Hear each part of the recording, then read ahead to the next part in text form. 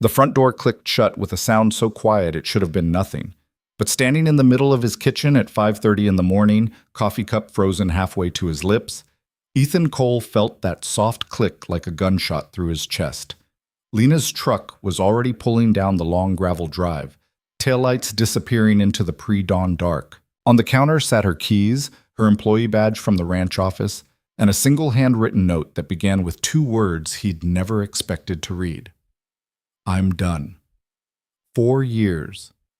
4 years of her steady presence, her quiet efficiency, the way she kept his entire world running without ever asking for credit. And he'd never once stopped to wonder what would happen if she left. Now, watching those taillights fade to nothing, Ethan realized he'd been a fool. The woman he'd taken for granted wasn't just leaving his employment, she was walking out of his life, and he had no idea how to stop her.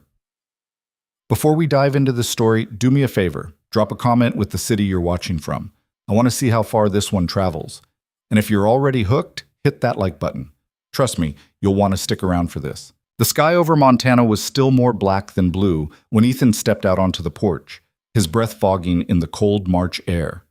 The ranch stretched out before him, 2,000 acres of rolling grassland and timber that had been in his family for 3 generations. At 34, he'd been running it solo for almost 5 years now, ever since the accident that took his wife and left him a widower with a 3-year-old son. He didn't think about those days much anymore. Couldn't afford to. The ranch didn't care about grief, and neither did a young boy who needed his father to hold it together. So Ethan had learned to compartmentalize. Work came first, his son Mason came second. Everything else, emotions, connections, the messy, unpredictable parts of being human, got shoved down deep where they couldn't interfere. It had worked. Mostly. Dad? Ethan turned to find Mason standing in the doorway, still in his pajamas, dark hair sticking up at odd angles. The kid was 7 now, all sharp elbows and questions, with his mother's brown eyes and Ethan's stubborn chin. You're up early, Ethan said. Lena's gone. The words landed harder than they should have. Ethan kept his expression neutral. She'll be back Monday. No. Mason's voice was small, uncertain. Her stuff's gone. From the cottage. Ethan's jaw tightened. The cottage, a small guest house about 50 yards from the main ranch house, had been Lena's space for the past 4 years. She'd moved in when Mason was 3, hired initially as a housekeeper but quickly becoming something more essential. The person who made sure Mason got to school on time, who kept the house from falling into chaos, who managed the impossible task of keeping Ethan's life running smoothly while he buried himself in ranch work. Go get dressed, Ethan said quietly. I'll make breakfast. Mason hesitated, then disappeared back inside. Ethan stood on the porch a moment longer, staring out at the empty driveway where Lena's truck usually sat. I'm done.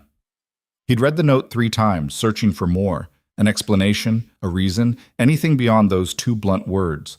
But that was all she'd left him. That and a sensation he couldn't quite name, something uncomfortable lodged beneath his ribs. Inside, the kitchen felt too quiet. Usually by this hour, Lena would already have coffee brewing, would be pulling together Mason's lunch or prepping something for dinner.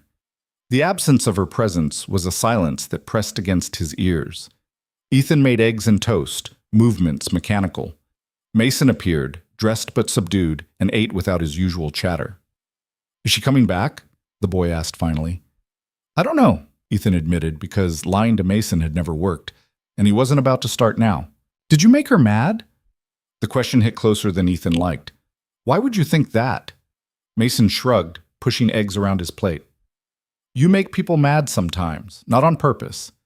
You don't notice stuff. What stuff? I don't know. Stuff. Mason looked up, and there was something too old in his eyes. Some awareness that 7-year-olds shouldn't have. Mom used to say you lived in your head too much, that you were good at ranching but bad at people. Ethan felt something twist in his chest. Your mom said that? Before she died. I remember some things. Mason's voice went quieter. Lena never said it, but sometimes she'd get this look, like she was tired of being invisible. She wasn't invisible. Yeah, she was. Mason stood, carrying his plate to the sink. You never even looked at her, Dad. Not really. The kid headed upstairs. leaving Ethan alone in the too-quiet kitchen with the uncomfortable truth that his 7-year-old son saw things more clearly than he did. By noon, Ethan had thrown himself into work with an intensity that would have impressed even him on a normal day. Fences needed mending, cattle needed checking, equipment needed maintenance. The ranch provided endless excuses to avoid thinking about the empty cottage or the note or the hollow feeling in his chest. He was in the north pasture, wrestling with a broken post, when his foreman, Ray Martinez, rode up on horseback. "Heard Lena quit," Ray said without preamble. Ethan didn't look up. News travels fast. "Mason told my daughter when she picked him up for school." Ray dismounted, studying Ethan with the kind of frank assessment that came from 20 years of friendship. "You gonna tell me what happened?" "Nothing happened. She left a note, said she was done." "Just like that?" "Just like that." Ray was quiet for a moment, and Ethan could feel him thinking, choosing his words. Ray was good at that, thinking before speaking, something Ethan had never quite mastered. "You know," Ray said slowly, "my wife mentioned Lena seemed different lately. Quieter. Like something was weighing on her." "She was always quiet." "Not like this. Maria said it was like watching someone make a decision they didn't want to make." Ray paused. "Said Lena looked sad." Ethan finally looked up. "She didn't seem sad to me." "Yeah, well," Ray's expression shifted into something almost pitying. "That's kind of the problem, isn't it?" Before Ethan could respond, his phone buzzed. He pulled it out, frowning at the unfamiliar number, then at the text message. "This is Lena. Please don't try to contact me. I'll send my final paycheck information via email. Take care of Mason." The message felt like a door slamming shut. "What is it?" Ray asked. Ethan showed him the phone. Ray read the message, his frown deepening. "Cold." "Yeah. That doesn't sound like her." "No," Ethan agreed quietly. "It doesn't." Because Lena, in all the years he'd known her, had never been cold. Reserved, maybe. Private. But there had always been warmth underneath, in the way she talked to Mason, in the small gestures she made without thinking, in the care she put into the life she'd built around them. "You should go talk to her," Ray said. "She just told me not to contact her." "Since when do you follow orders?" Ethan almost smiled. "She's got a right to quit if she wants." "Sure she does. But you've got a right to know why." Ray swung back onto his horse. "Unless you don't actually want to know. Unless you're fine with her just disappearing and never figuring out what the hell happened." He rode off before Ethan could answer, leaving him alone with the broken fence post and the growing certainty that he'd missed something crucial, some warning sign he should have seen, but didn't. That evening, after Mason was in bed, Ethan found himself standing outside the cottage. The lights were off, the windows dark. He knew she wasn't there. Her truck was gone, her presence erased. But he needed to see it for himself. He used his key to let himself in. The cottage was small. 1 bedroom, a bathroom, a living area with a kitchenette. Lena had always kept it neat, but now it was empty in a way that felt final. The furniture was still there, came with the place, but all her personal touches were gone. No books on the shelves, no photos on the walls, no shoes by the door. In the bedroom, the closet stood open and empty. The bed was stripped, the mattress bare. Ethan stood in the center of the room, trying to remember what it had looked like when she lived here. But the truth was, he'd barely ever been inside. Lena had always come to the main house, had always existed in his space rather than him entering hers. He'd never thought about that before, never questioned the dynamic. On the small table by the window, he found something she'd left behind, a photograph, half tucked under a stack of old ranch newsletters. He pulled it out. It was from 2 summers ago, taken at the county fair. Mason was grinning at the camera, holding a blue ribbon from the junior livestock show. Lena stood beside him, one hand on his shoulder, smiling in that quiet way she had. Ethan wasn't in the frame. He'd been the one taking the picture. He stared at the photo, really looking at Lena for maybe the first time. She'd been 30 then, though she'd always seemed both younger and older somehow. Light brown hair usually pulled back in a practical ponytail. Hazel eyes that noticed everything. An easy, unforced prettiness that he'd somehow never registered because he'd never looked at her as anything other than the woman who worked for him. "You never even looked at her, Dad." "Not really." Mason's words echoed in his head, and Ethan felt something uncomfortable unfurl in his chest. Recognition, maybe, or the beginning of it. He pocketed the photograph and left the cottage, locking the door behind him. The weekend passed in a strange blur. Ethan tried to maintain normalcy for Mason's sake, but the house felt wrong without Lena in it. Small things kept tripping him up, realizing he didn't know where Mason's school forms were, discovering they were out of milk because Lena always restocked on Thursdays, coming downstairs Monday morning to find no coffee made and no breakfast started. Mason handled it better than Ethan did, with the adaptability of children, but even the kids seemed subdued. By Tuesday, Ethan had hired a cleaning service to come twice a week and rearranged his schedule to handle school drop-offs and pickups. It was manageable, technically, but it felt like trying to run the ranch with half his crew missing. Everything just a little harder, a little less smooth, the edges rougher than they should be. He was in the ranch office, trying to make sense of the household budget Lena had always managed, when Ray appeared in the doorway. "You busy?" Ethan gestured at the spreadsheet on his computer screen. "Depends on your definition." "Got someone I want you to meet." Ray stepped aside, revealing a woman Ethan had never seen before. "This is Victoria Hale, friend of Maria's from college. She's visiting from Seattle for a few weeks." Victoria stepped forward with the kind of confident smile that suggested she was used to making good first impressions. She was striking, tall, polished, with dark hair cut in a sharp bob and eyes that assessed him quickly before extending a hand. "Ethan Cole," she said. "I've heard a lot about you." Her handshake was firm and professional. Ethan stood, suddenly aware that he was in work clothes covered in dust and probably smelled like cattle. "All good things, I hope," he said, falling into the automatic politeness his mother had drilled into him. "Mostly." Victoria's smile turned wry. "Ray's been telling me about the ranch. It's impressive." "It's a lot of work." "The best things usually are." She glanced around the office, taking in the organized chaos.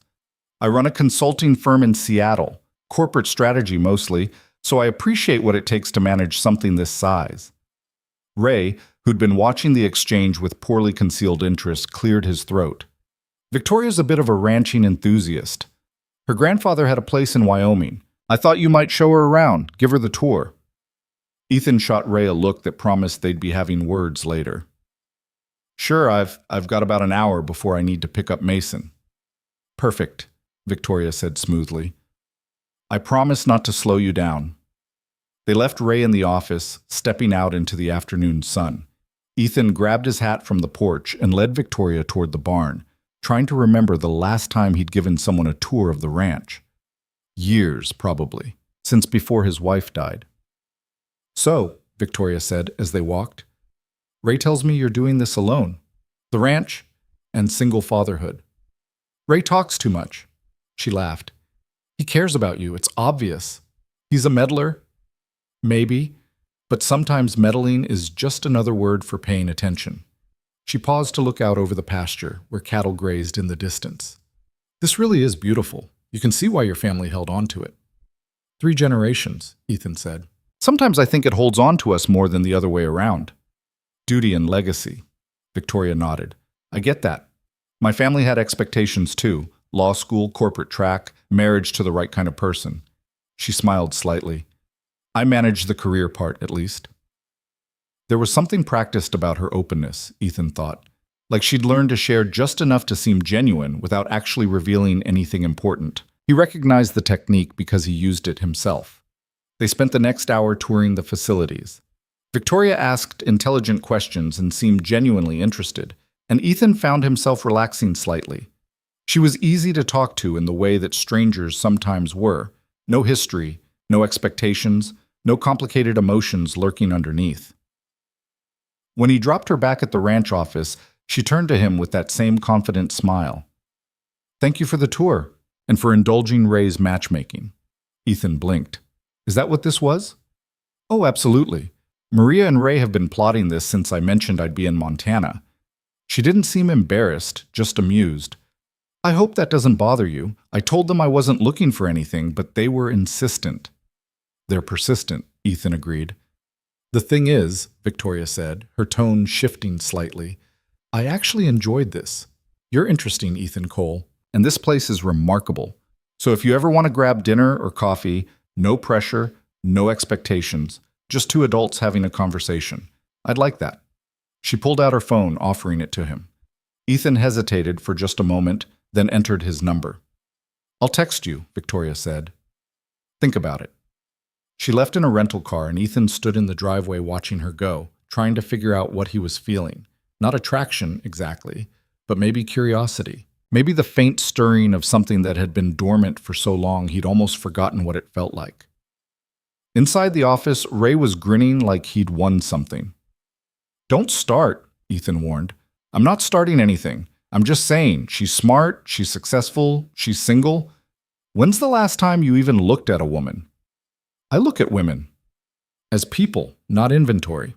Ray's expression sobered. Look, I know you've got your reasons for keeping people at arm's length, but it's been almost 5 years, Ethan. You're allowed to move on. This isn't about moving on. Then what is it about? Ethan didn't have an answer for that. He grabbed his keys and headed out to pick up Mason, leaving Ray's question hanging in the air. Well, that night, after Mason was asleep, Ethan sat on the porch with a beer and tried to think about Victoria. She was objectively attractive, accomplished, the kind of woman who'd probably fit well into his life if he let her. But his mind kept drifting to the photograph he'd found in the cottage, to Lena's hand on Mason's shoulder, that quiet smile, the way she'd looked at his son like he mattered. He pulled out his phone, staring at her last message. Please don't try to contact me. His thumb hovered over the screen, and for a long moment he considered texting her anyway, asking her what happened, what he'd missed, why she'd left without giving him a chance to fix whatever he'd broken. But in the end, he put the phone away. Lena had made her choice. She had a right to that, even if it felt like losing something he hadn't known he had until it was gone. Over the next few days, Victoria texted him twice, once with an article about sustainable ranching practices, once with a photo of a sunset she'd seen on a hike. The messages were friendly, low pressure, exactly what she'd promised. Ethan responded because it seemed rude not to, and because if he was honest, the attention was novel. For years, his entire world had been the ranch and Mason and the careful distance he kept from anything resembling emotional risk. On Thursday, she texted, "There's a decent Italian place in town. Dinner Friday? My treat." He stared at the message for a full minute before typing back, "Can I bring my kid?" The response came quickly. "Absolutely. I'd love to meet him." Friday evening, Ethan found himself in a restaurant he'd driven past 100 times but never entered, sitting across from Victoria while Mason worked his way through a plate of spaghetti with single-minded focus. "So, Mason," Victoria said, "your dad tells me you're in 2nd grade.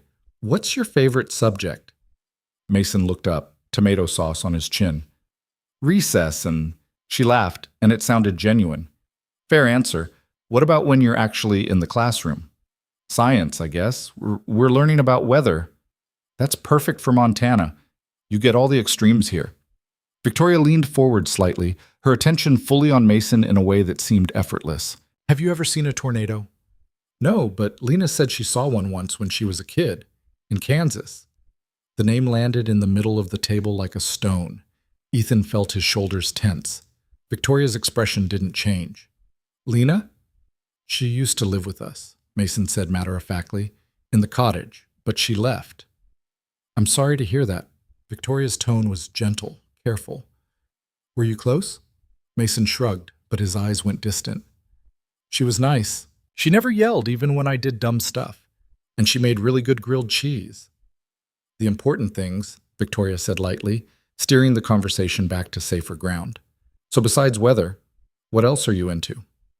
The rest of dinner passed smoothly.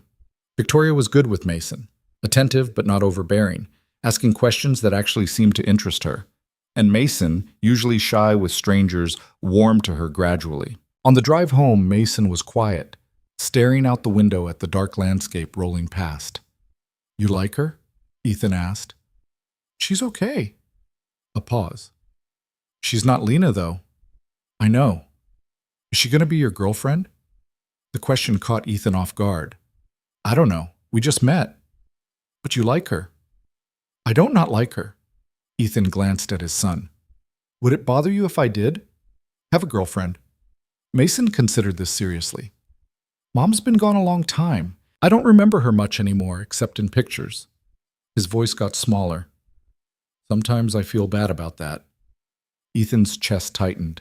You don't have to feel bad. You were little. I know, but still. Mason looked at him. I think it'd be okay if you had a girlfriend, as long as she's nice to us. And as long as she's not just pretending. Pretending what? To like us.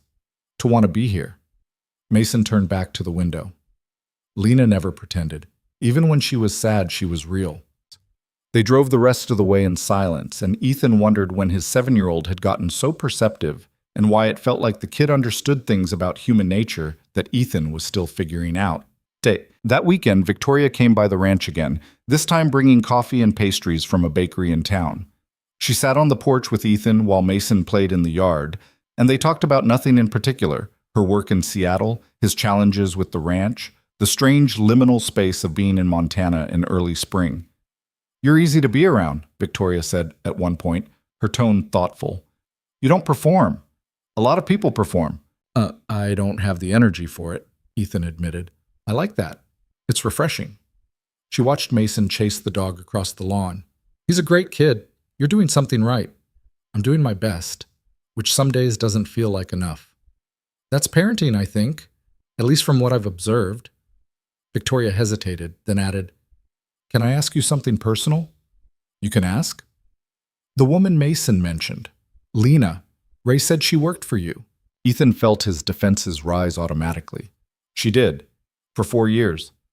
And she just left? Out of nowhere? Apparently it wasn't out of nowhere to her. I just didn't see it coming. Victoria was quiet for a moment, her gaze steady. Do you miss her? The question landed harder than it should have. Ethan found himself looking out at the ranch, at the familiar landscape, trying to put words to something he hadn't fully examined. The house feels wrong without her, he said finally. Things don't run the way they used to. Mason asks about her. So yeah, I guess I miss what she did, the role she filled. That's not what I asked.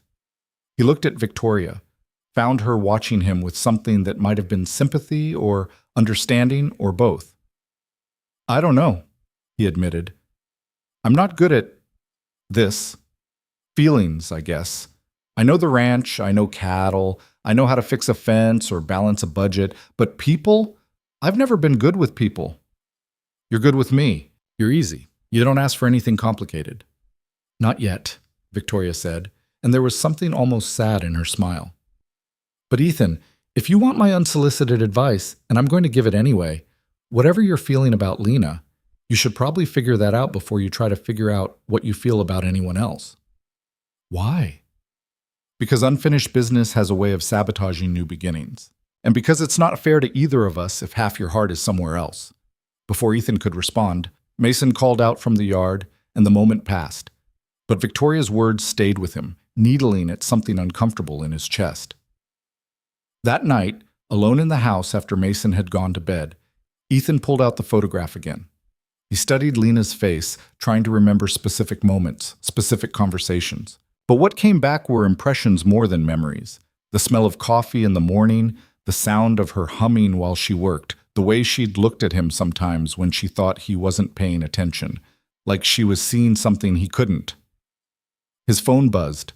A text from Victoria. Thanks for today. You're easy to be around too.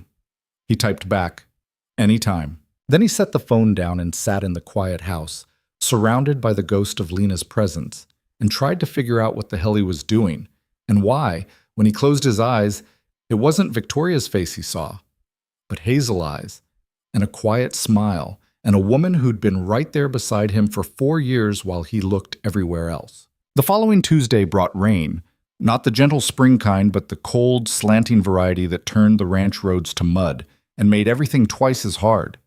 Ethan spent most of the morning in the south pasture, checking on a pregnant heifer that Ray had flagged as high risk. By the time he got back to the house, his clothes were soaked through, and his mood was worse. Mason was at the kitchen table, homework spread out in front of him, looking frustrated. "Where's the protractor?" he asked, without looking up. Ethan stared at him. "The what?" "The protractor. For math. It's supposed to be in my school supplies, but I can't find it. Did you check your backpack?" "Yes, Dad." I checked everywhere. Mason's voice had that edge that meant he was close to tears.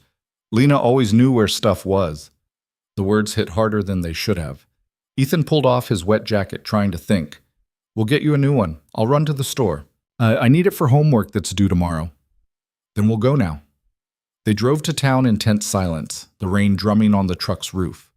The office supply store was nearly empty, fluorescent lights too bright after the gray afternoon. Ethan found the protractor while Mason wandered the aisles, touching notebooks and pens with the kind of focus kids used when they were trying not to think about something else. At the checkout, the clerk, an older woman Ethan vaguely recognized, smiled at Mason. Getting ready for the school year? We're already in school, Mason said flatly. Oh, of course, I just meant... She looked flustered. Well, you have a good day. In the truck, Mason was quiet again. Ethan started the engine but didn't pull out of the parking lot. You want to talk about it? He asked. About what? Whatever's bothering you. Mason stared out the window. Everything's different now. Like, we used to have routines and stuff just worked. Now it's all weird and hard and nothing's where it should be.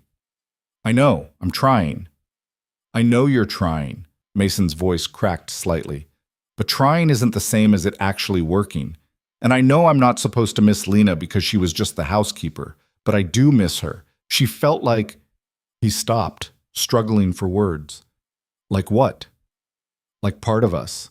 Like family, kind of. Even though she wasn't. He looked at Ethan finally, his eyes red. Why did she leave? Did we do something wrong? Ethan felt something crack open in his chest. You didn't do anything wrong, buddy. I promise. Then why? I don't know. Sometimes people just...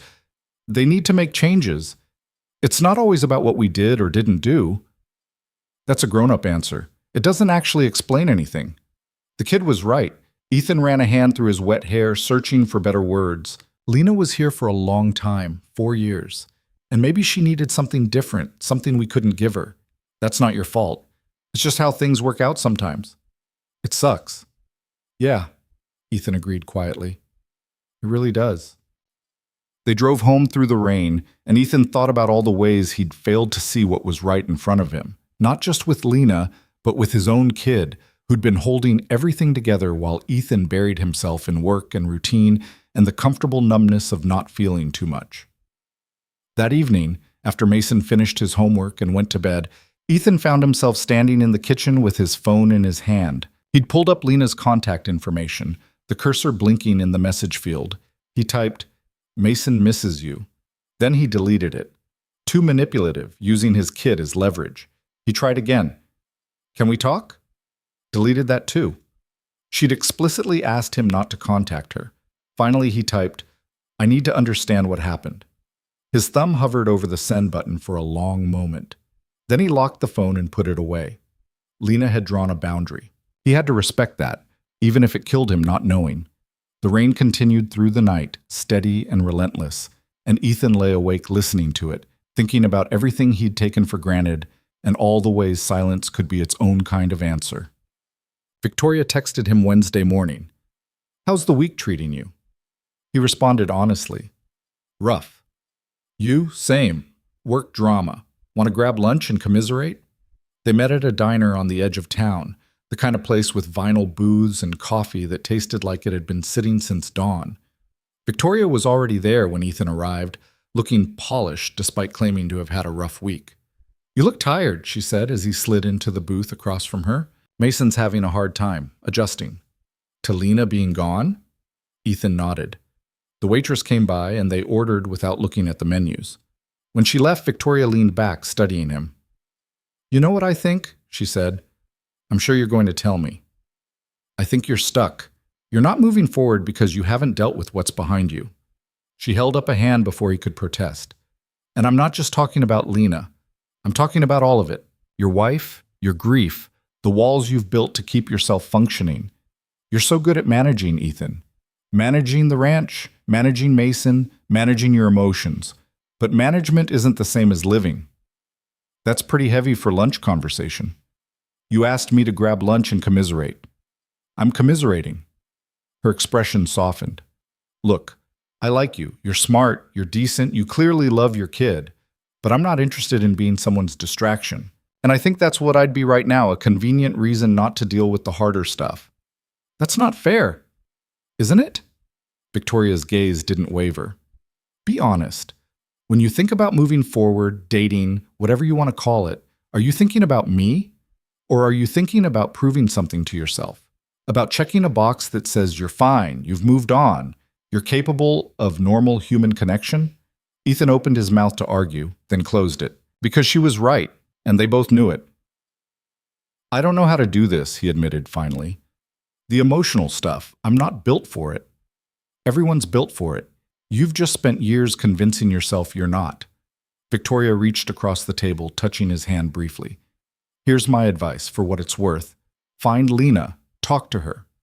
Figure out what actually happened and what you actually feel. Because until you do that, you're going to be stuck in this limbo, and that's not fair to you or Mason or anyone else who might want to be part of your life. She doesn't want to talk to me. Did she say that, or are you assuming? She texted me to not contact her.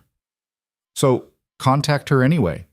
Sometimes people say one thing when they mean another. Sometimes they put up walls because they're hurt, not because they actually want to be left alone. Victoria pulled her hand back. Or don't. Keep moving forward the way you have been, but don't drag me or anyone else into your mess until you're actually ready to deal with it. Their food arrived, and they ate in a silence that wasn't quite uncomfortable but wasn't easy either. When they finished, Victoria insisted on paying, and they walked out to the parking lot together.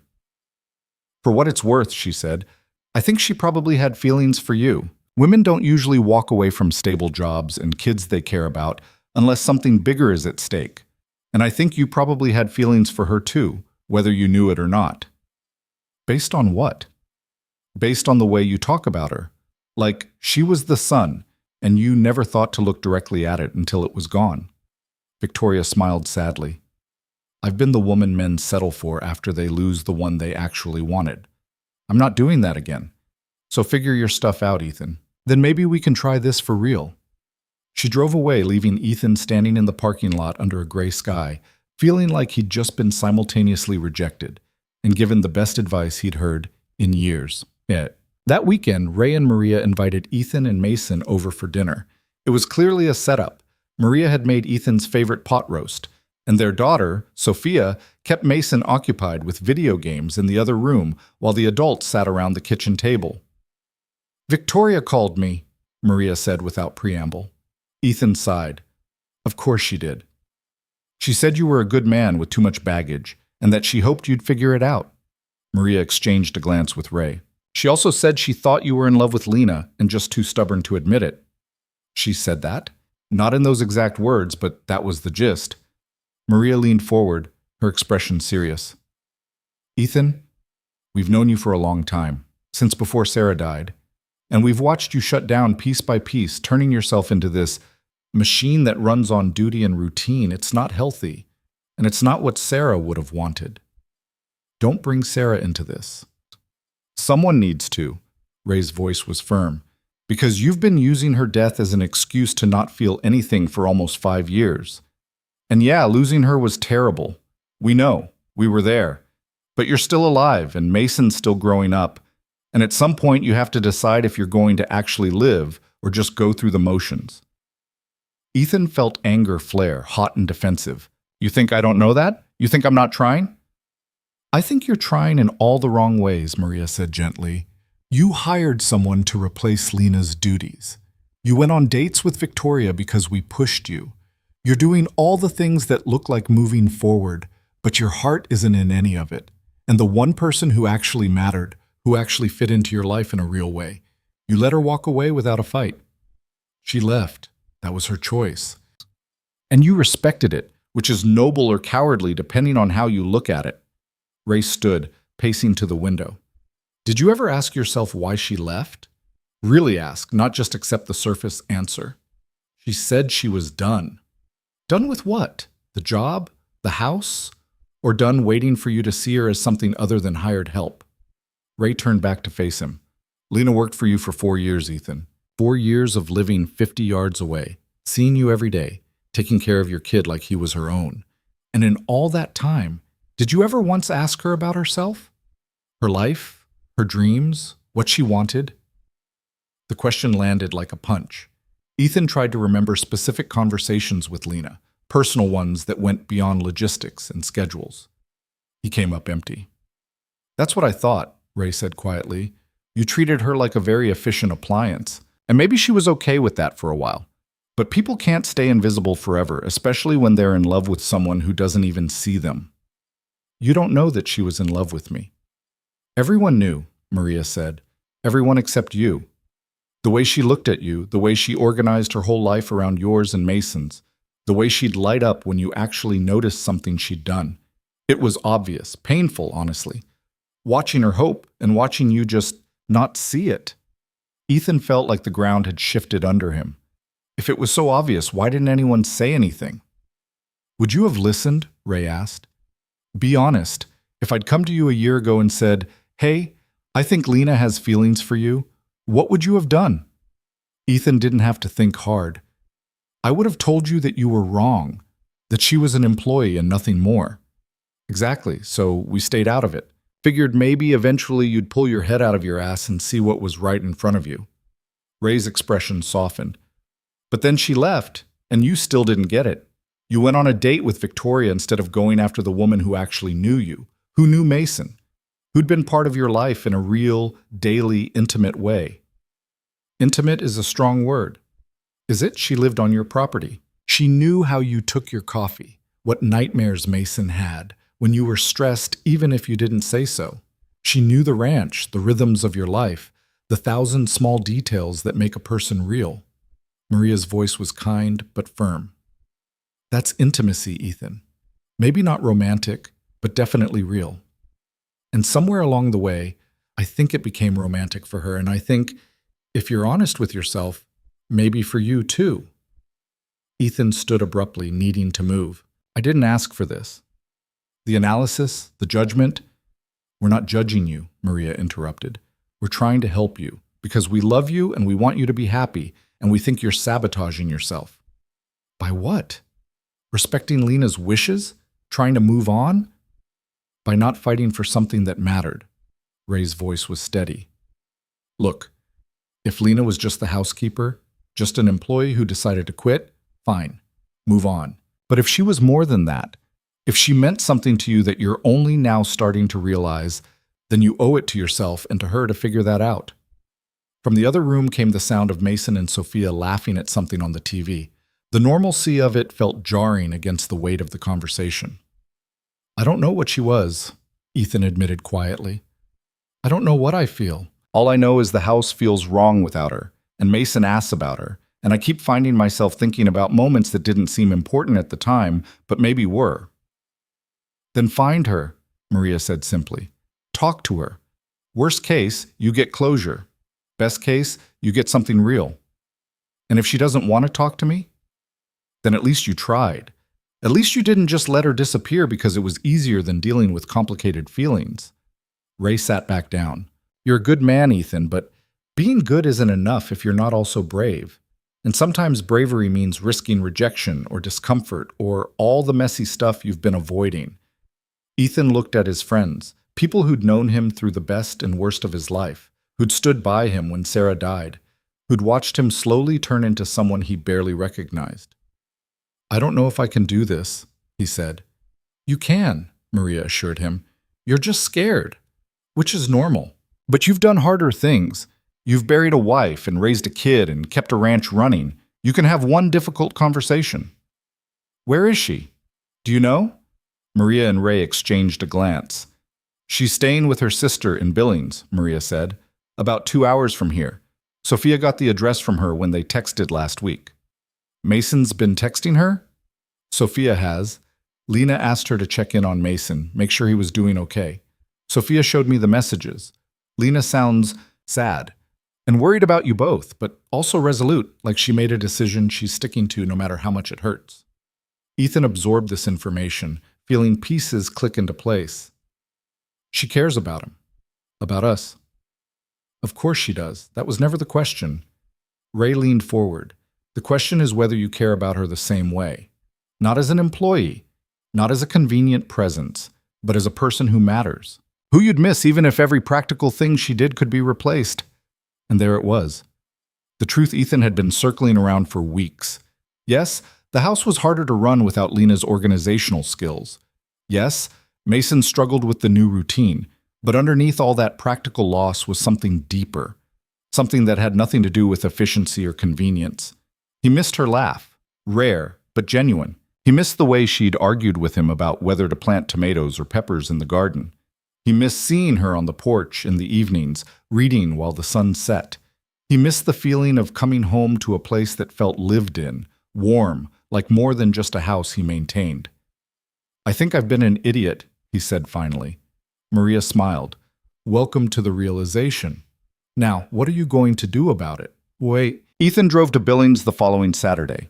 He left early before Mason woke up, arranging for Sophia to come stay with him.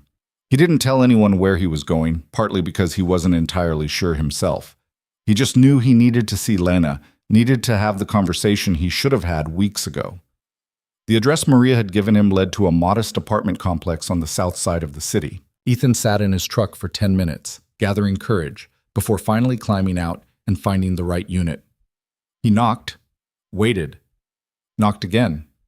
The door opened, and there she was, Lena Hayes, looking tired and surprised and guarded all at once.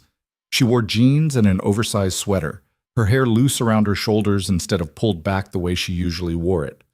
For a moment, they just stared at each other. "Ethan," she said finally, and her voice was careful, controlled. "What are you doing here? I need to talk to you." "I asked you not to contact me." "I know, I'm sorry, but He stopped, searching for the right words. "I need to understand why you left. The real reason, not just, 'I'm done.'" Lena's expression flickered, something like pain crossing her face before she shuddered it. "It doesn't matter now. It matters to me." "Why? So you can feel better about yourself? So you can check the box that says you tried?" Her tone was sharper than he'd ever heard it. "I made a decision, Ethan. I moved on. You should do the same." "I can't." "Why not?" "Because—" He hesitated, then pushed forward. "Because Mason asks about you every day. Because the house doesn't feel right without you. Because I keep thinking about all the things I took for granted, and all the ways I failed to see what was right in front of me." Lena's jaw tightened. "Mason's not my responsibility anymore, and the house just needs better organization. You'll figure it out." "That's not what I meant." "Then what did you mean?" He looked at her, really looked, the way Victoria had accused him of never doing. He saw the exhaustion in her eyes, the tension in her shoulders, the way she held the door like a barrier between them. "I meant that I miss you," he said quietly. "Not what you did, you. And I think I've been missing you for longer than I realized. I just didn't let myself see it." Something in Lena's expression cracked, just slightly. "Don't do this." "Do what?" "Say things you don't mean because you feel guilty, because you're trying to fix something that's already broken." Her voice wavered. "I can't be what you need, Ethan. I can't be the person who holds your life together while you look right through me. I did that for 4 years, and it almost destroyed me." "I wasn't looking through you." "Yes, you were. Every single day." Lena's eyes were bright now, angry and hurt. "Do you know what it's like to love someone who doesn't even see you? To organize your entire existence around their life and their kid and their needs, hoping that maybe eventually they'll notice you're more than just the person who does their laundry?" The words hung in the air between them, and Ethan felt them settle into his chest like stones. "You loved me," he said, and it wasn't quite a question. Lena laughed, but it sounded broken. "Of course I loved you. I loved you and Mason and that stupid ranch and the life we could have had if you'd ever just looked at me the way you looked at the horizon every morning, like something worth paying attention to." "Lena, no. You don't get to come here and make this harder than it already is." She was crying now, angry tears that she wiped away roughly. "I left because I had to. Because staying meant accepting that I'd always be second choice, always invisible, always the woman who loved you while you loved someone who wasn't there anymore." The mention of Sarah hit him like a physical blow. "This isn't about Sarah, isn't it? You've been mourning her for 5 years, Ethan, keeping yourself locked away where nothing and no one can touch you. And I was convenient because I didn't ask for anything, didn't push, didn't demand you actually show up emotionally. I just existed in your space, making everything easier, hoping that maybe someday you'd wake up and see me. I see you now. Now doesn't matter. Now is too late. Lena started to close the door. Go home. Take care of Mason. Find someone who can be what you need without destroying herself in the process. But leave me alone. Please. I can't do that. You have to. Why? Because I'm trying to heal. The words burst out of her, raw and desperate. I'm trying to rebuild myself into someone who doesn't wait around for scraps of attention from a man who'll never love me back. And every time you show up, every time you say things that sound like maybe you care, it sets me back. So please, just go. The door closed, firm and final. Ethan stood in the hallway, staring at the number on the door, feeling like he'd just lost something crucial that he'd only started to understand. He drove home slowly, Lena's words echoing in his head. The rain had started again, turning the highway into a blur of gray. Somewhere around the halfway point, he had to pull over because his vision was too blurred to drive safely, and he sat in his truck on the shoulder while rain hammered the roof, and he finally let himself feel everything he'd been avoiding for 5 years. Grief and loss and loneliness and the terrible understanding that he'd hurt someone who deserved better. When he got home, Mason was waiting on the porch, despite the rain. Did you find her? The kid asked. Ethan nodded, not trusting his voice. Is she coming back? No, buddy. I don't think she is. Mason's face fell, but he didn't cry. He just stood there in the rain, looking older than 7, and said, You should have told her you were sorry. I tried. Did you tell her you love her? The question stopped Ethan cold. I don't. Yeah, you do. You're just scared. Mason turned and went inside, leaving Ethan standing in the rain, confronted once again by the uncomfortable truth that his kid understood things he was still trying to figure out. That night, Ethan lay in bed and thought about Lena's words, about 4 years of her quiet presence, about all the moments he'd missed because he was too locked in his own grief and fear to see what was being offered. And for the first time since Sarah died, he let himself cry, for what he'd lost then and what he'd lost now, and the man he'd become who was too broken to hold on to something good, even when it was right there beside him. The week that followed felt like moving through water, everything slower, heavier, requiring more effort than it should. Ethan went through the motions of running the ranch, but his heart wasn't in it. Ray noticed, of course, but had the decency not to say anything beyond offering to take on extra work when Ethan's focus wavered. Mason noticed too, but handled it differently.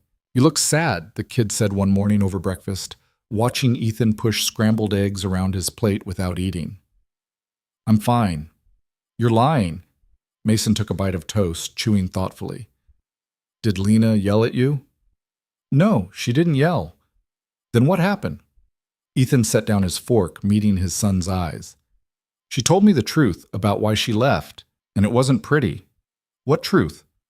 That I hurt her. By not seeing her, not paying attention to what mattered. Ethan's throat felt tight. She was right there for years, and I treated her like furniture, like something that was just supposed to be there without me having to think about it. Mason considered this seriously. So you're sad because you were mean?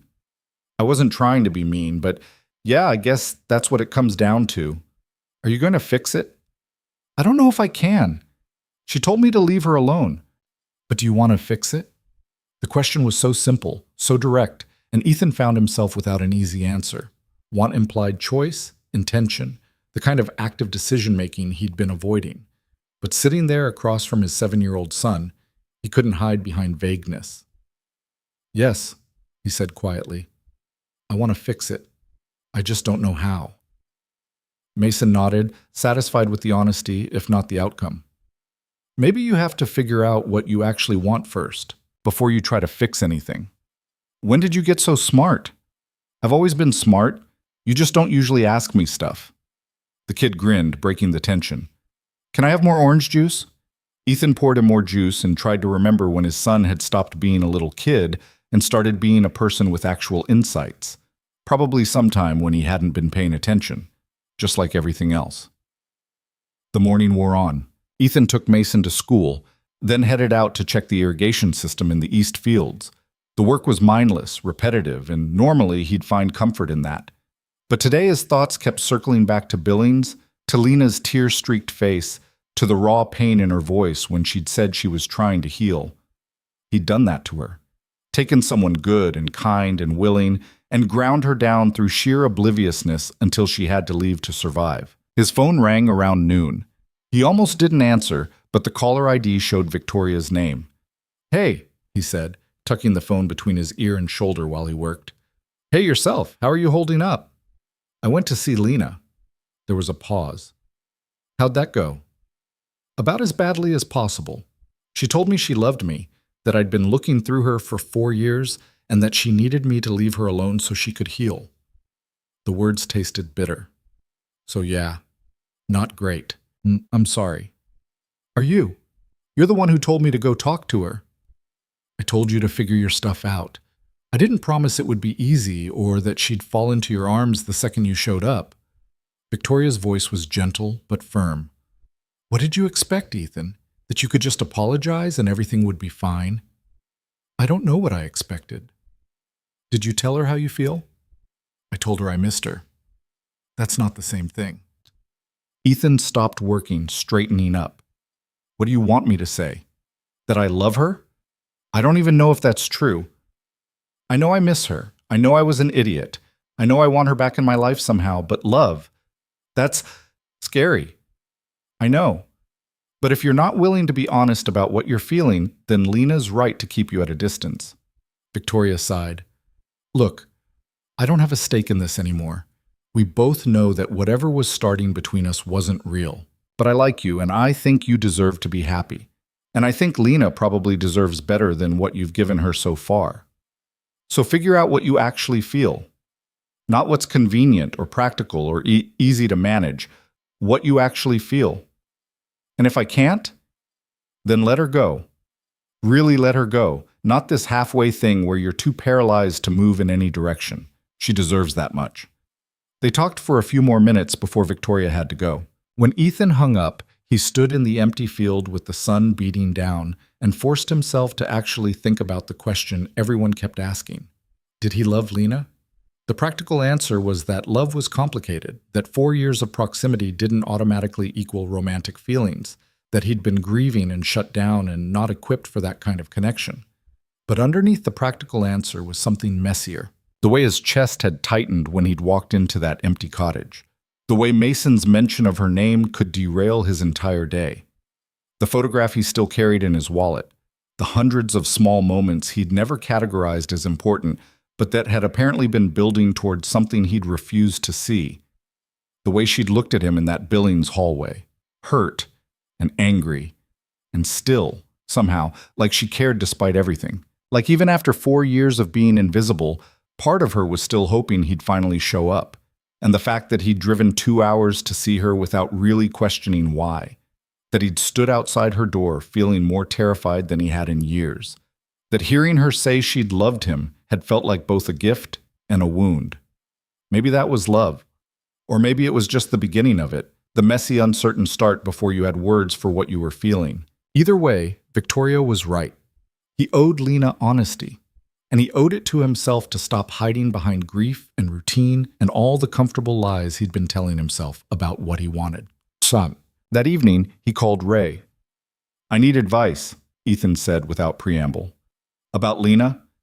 "Yeah, how do I—" He stopped, frustrated by his own inability to articulate what he needed. "How do I show someone they matter when I've spent years proving they don't?" Ray was quiet for a moment. "You know what Maria did when we first started dating, when I was being an idiot and taking her for granted?" "What?" "She made me write down every time I thought about her for a week. Every single time she crossed my mind, I had to write it down and why. And at the end of the week, I had this list that was like 3 pages long of all these tiny moments, remembering something she'd said, wondering what she was doing, wanting to tell her about my day. All these things I'd been ignoring because I was too busy, or distracted, or stupid. What's the point of that? The point is, I realized how often she was in my head, how much space she took up in my life even when she wasn't physically there. And it made me understand that what I felt was real, not just convenient or habitual. It was real, and I was wasting it by not paying attention. Ethan turned the idea over in his mind. So I should make a list? I'm saying maybe start by actually examining your own thoughts instead of just reacting to things. Figure out what Lena means to you before you try to tell her. Because if you go back to her without being sure, if you're still just guessing or hoping or trying to fix your guilt, she'll see right through it, and you'll hurt her worse than you already have. I don't want to hurt her. Then be certain. That's all I'm saying. Be certain of what you feel and what you want. Then, when you're ready, you show her with actions, not just words.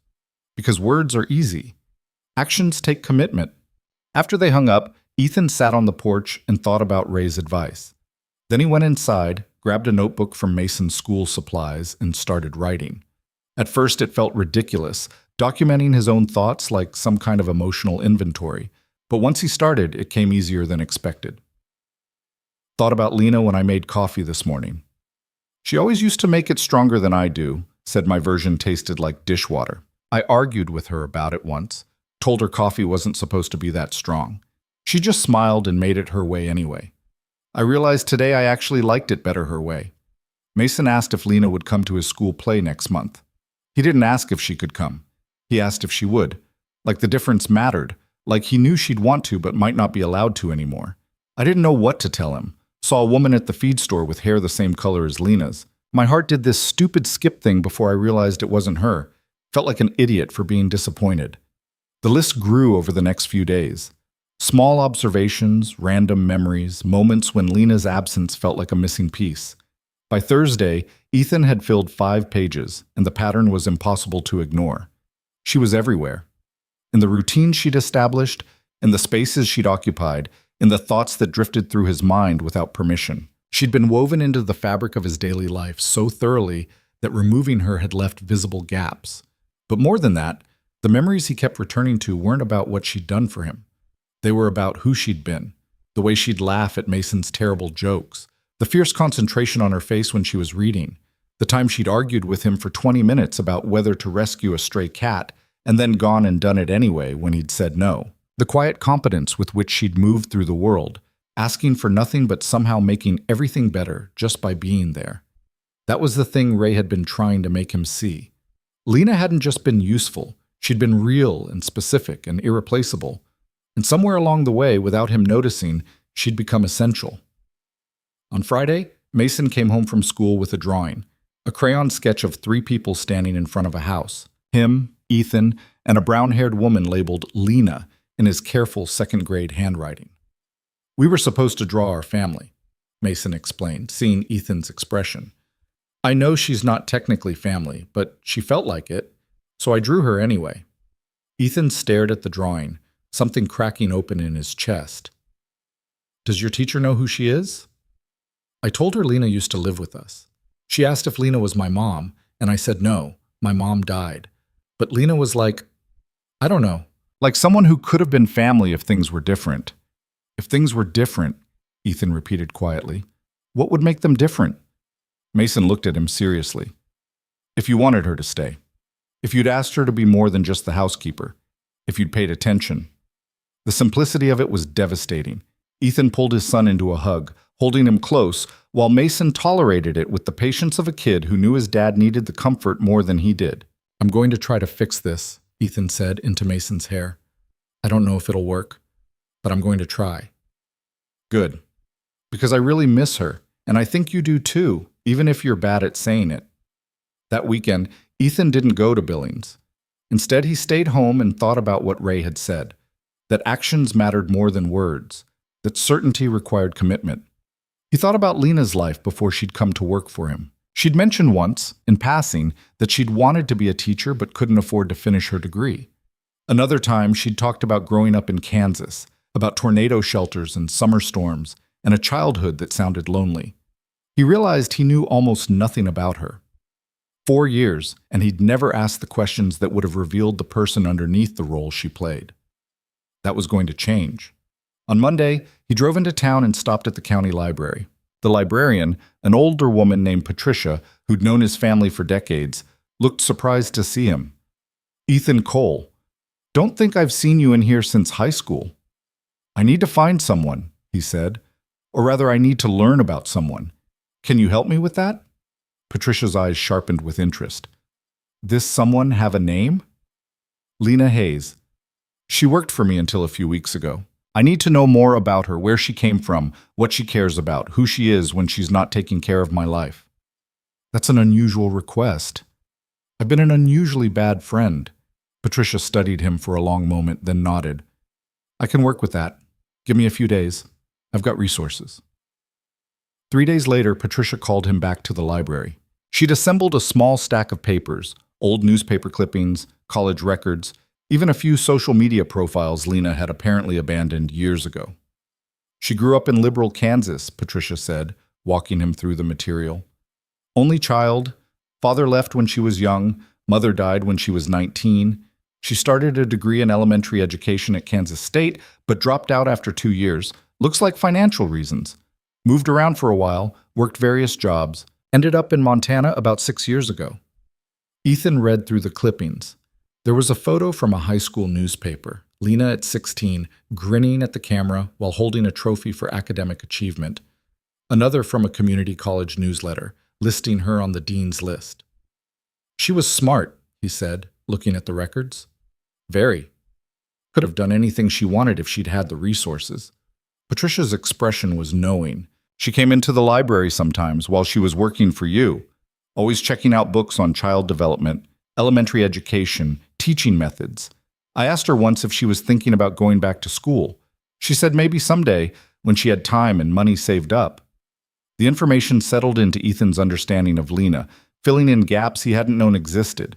She hadn't just been marking time at the ranch, collecting a paycheck while her life waited. She'd had dreams, plans, goals she'd quietly pursued around the edges of taking care of his family.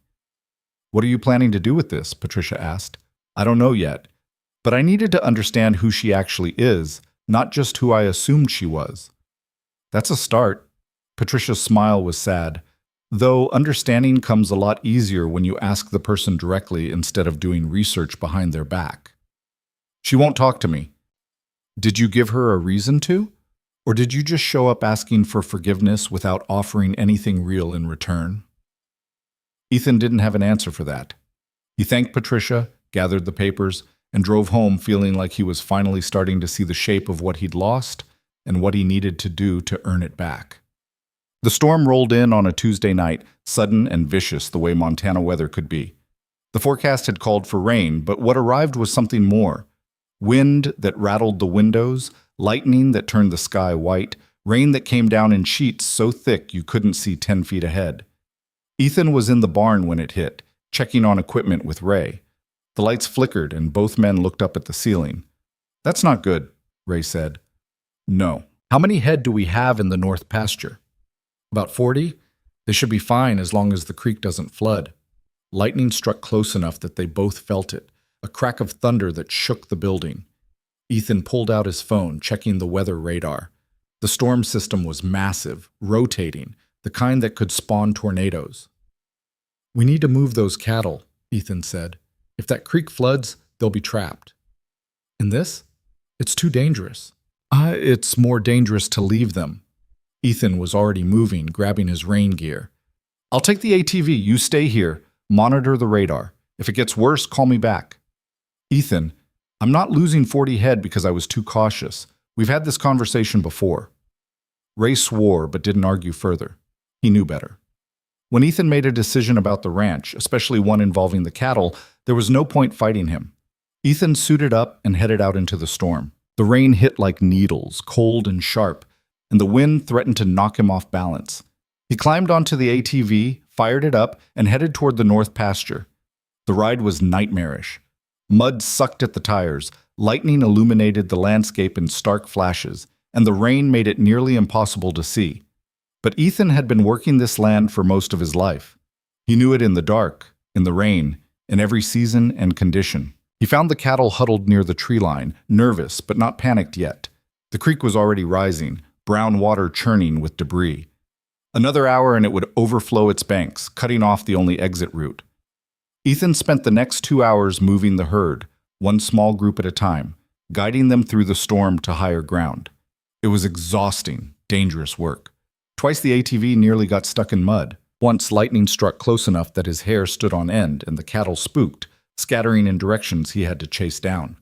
By the time he got the last of them to safety, he was soaked through, shaking from cold and adrenaline, and so tired he could barely think straight.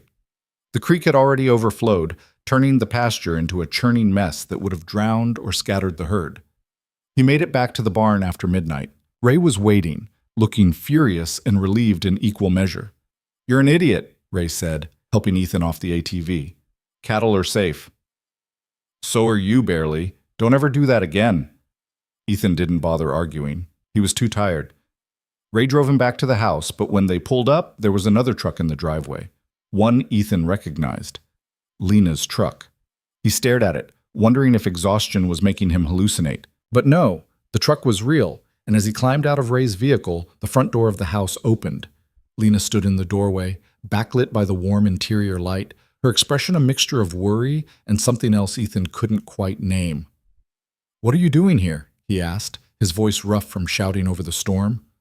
"Sophia called me. Said Mason was scared because of the storm and you were out in it. She stopped, seeming to realize how it sounded. "I shouldn't have come, but I needed to make sure you were okay." "I'm fine." "You look half drowned and about to collapse." Her voice was sharp, concerned. "Get inside before you get hypothermia on top of everything else." Ray, who'd been watching the exchange with interest, cleared his throat. "I'm going to head home. Maria's probably worried." "Ethan, you good?" "Yeah. Thanks for the help." Ray drove off, leaving Ethan standing in the rain, staring at Lena. She stepped back, gesturing him inside with a look that said she wasn't asking. The house was warm, dry, safe. Mason was asleep on the couch, curled under a blanket. Lena must have sat with him until he crashed. "You should get out of those clothes," Lena said, not looking at him. "I'll make coffee." "You don't have to. Just do it, Ethan. Please." He went upstairs, peeled off the soaked layers, and changed into dry clothes. When he came back down, Lena had coffee waiting. Strong, the way she used to make it. She'd also set out towels and was busying herself with cleaning up the kitchen, movements automatic and familiar. "Mason okay?" Ethan asked, sitting at the table. "He's fine. Worried about you. The storm scared him, and when he couldn't reach you, he called Sophia crying. She called me."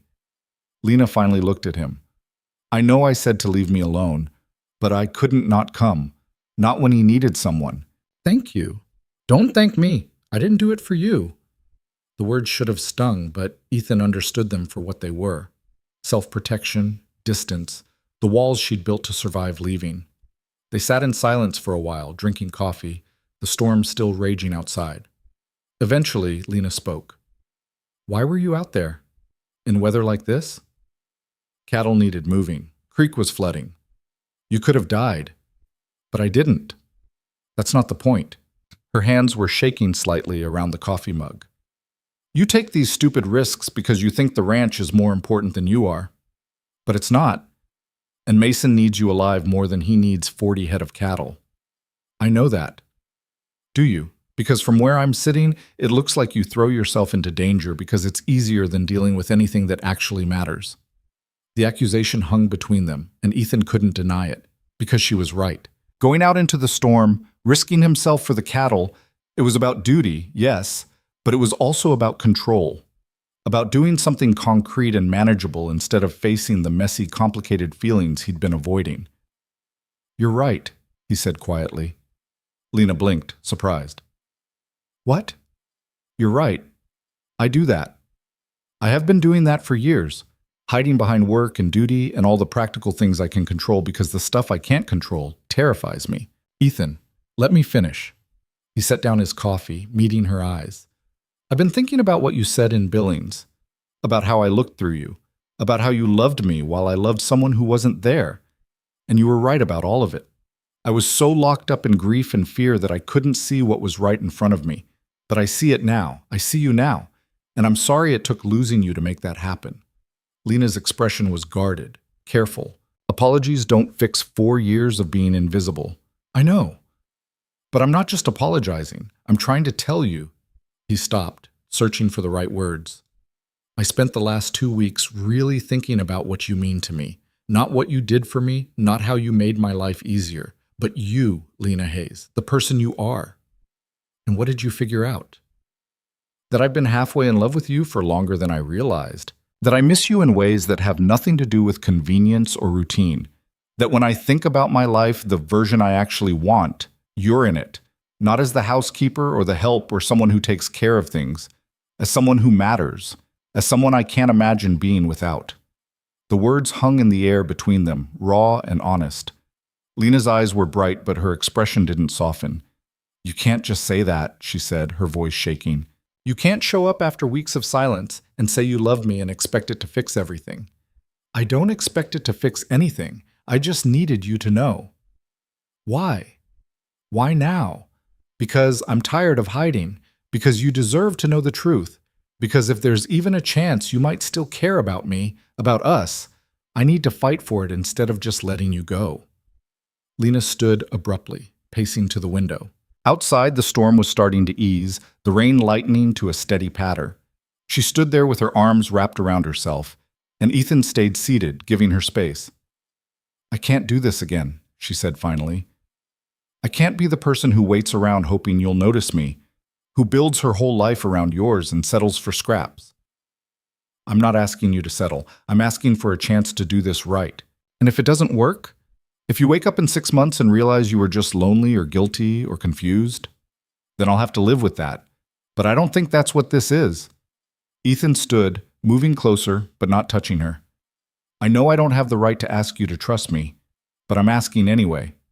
Give me a chance to prove that you matter, that this is real. Lena turned, and the look on her face was heartbreaking. Hope and fear and exhaustion all tangled together. I don't know if I can. Then don't decide now. Just don't leave yet. Stay until the storm passes. Let me show you I mean it. She looked at him for a long moment, searching his face for something. Whatever she found must have been enough because she nodded slowly. Until the storm passes, she said. That's all I'm promising. It wasn't everything, but it was a start. They stood in the kitchen as the storm gradually lost its fury, the violence outside fading to a steady drum of rain against the windows. Lena moved first, breaking the tension by walking to the sink and rinsing out her coffee mug with movements that were too precise, too controlled. I should check on Mason, she said, not looking at Ethan. He's fine. Out cold. Still, she dried her hands on a towel, then moved to the couch where Mason was curled under the blanket. Ethan watched as she knelt beside the kid, brushing hair off his forehead with a gentleness that made something ache in his chest. Mason stirred slightly but didn't wake, and Lena stayed there for a moment, her hand resting on his shoulder. When she stood, her eyes were wet. He's gotten bigger, she said quietly. Just in a few weeks. Kids do that. I know. She stopped, shaking her head. I missed so much already.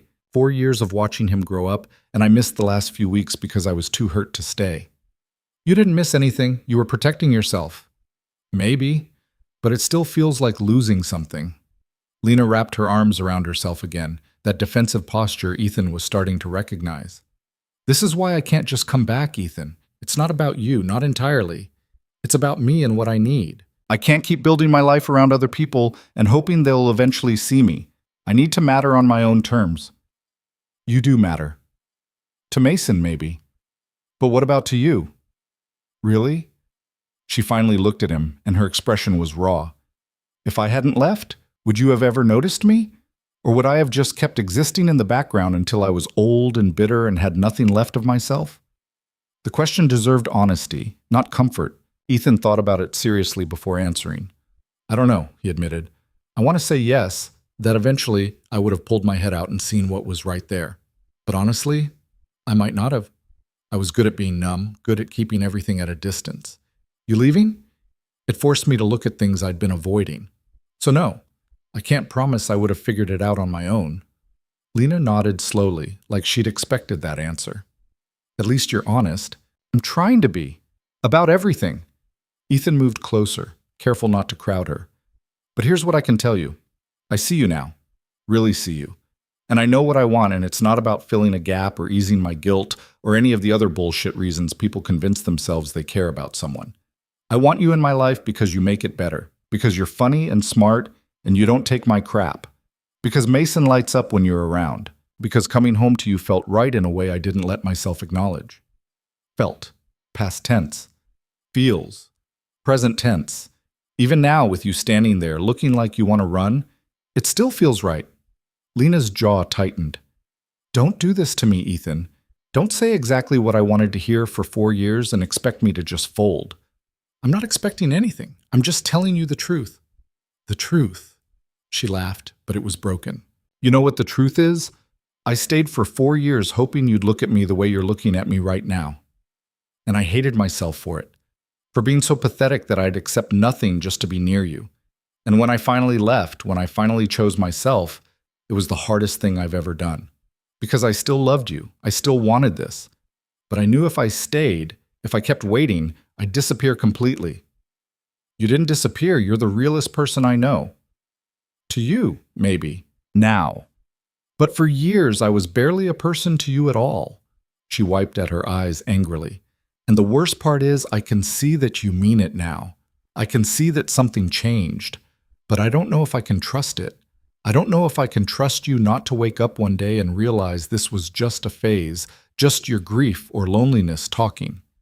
Ethan wanted to argue, to promise her that wouldn't happen. But he'd learned enough in the past few weeks to know that promises weren't what she needed. Then let me prove it, he said simply. However long it takes, however much distance you need. Let me show you that this is real. How? I don't know yet, but I'll figure it out. We'll figure it out. He paused. And if you decide you can't do this, if you need to walk away for good, I'll accept that. But at least give me the chance to try. Lena stared at him, and Ethan could see the war happening behind her eyes. Hope fighting with self-preservation, want battling with fear. Finally, she looked away. I need time, she said. I need to think. Okay? And I need you to understand that I'm not going to just slot back into your life like nothing happened. If we do this, if it has to be different, real, not me taking care of everything while you go through the motions. I understand. Do you? Because it's easy to say that now, when you're scared of losing me. But what about in 6 months, when things are comfortable again? When the fear fades and old patterns start creeping back? Then you call me on it. You tell me when I'm being an idiot. You don't let me get away with taking you for granted. Ethan moved closer. Close enough that he could see the flecks of gold in her hazel eyes. I'm not perfect, Lena. I'm going to screw up. But I won't go back to not seeing you. That I can promise. She searched his face, and whatever she found there made her shoulders drop slightly, some of the tension easing. The storm's letting up, she said, glancing toward the window. I should probably go. Stay. The word came out more desperate than he'd intended. Please, just until morning. Mason will want to see you when he wakes up.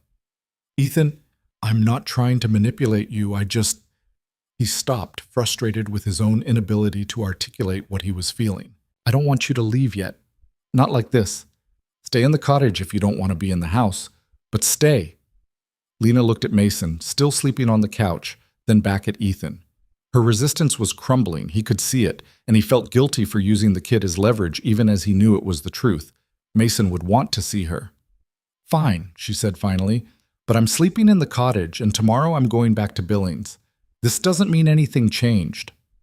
Okay. She grabbed her coat and Ethan walked her to the door.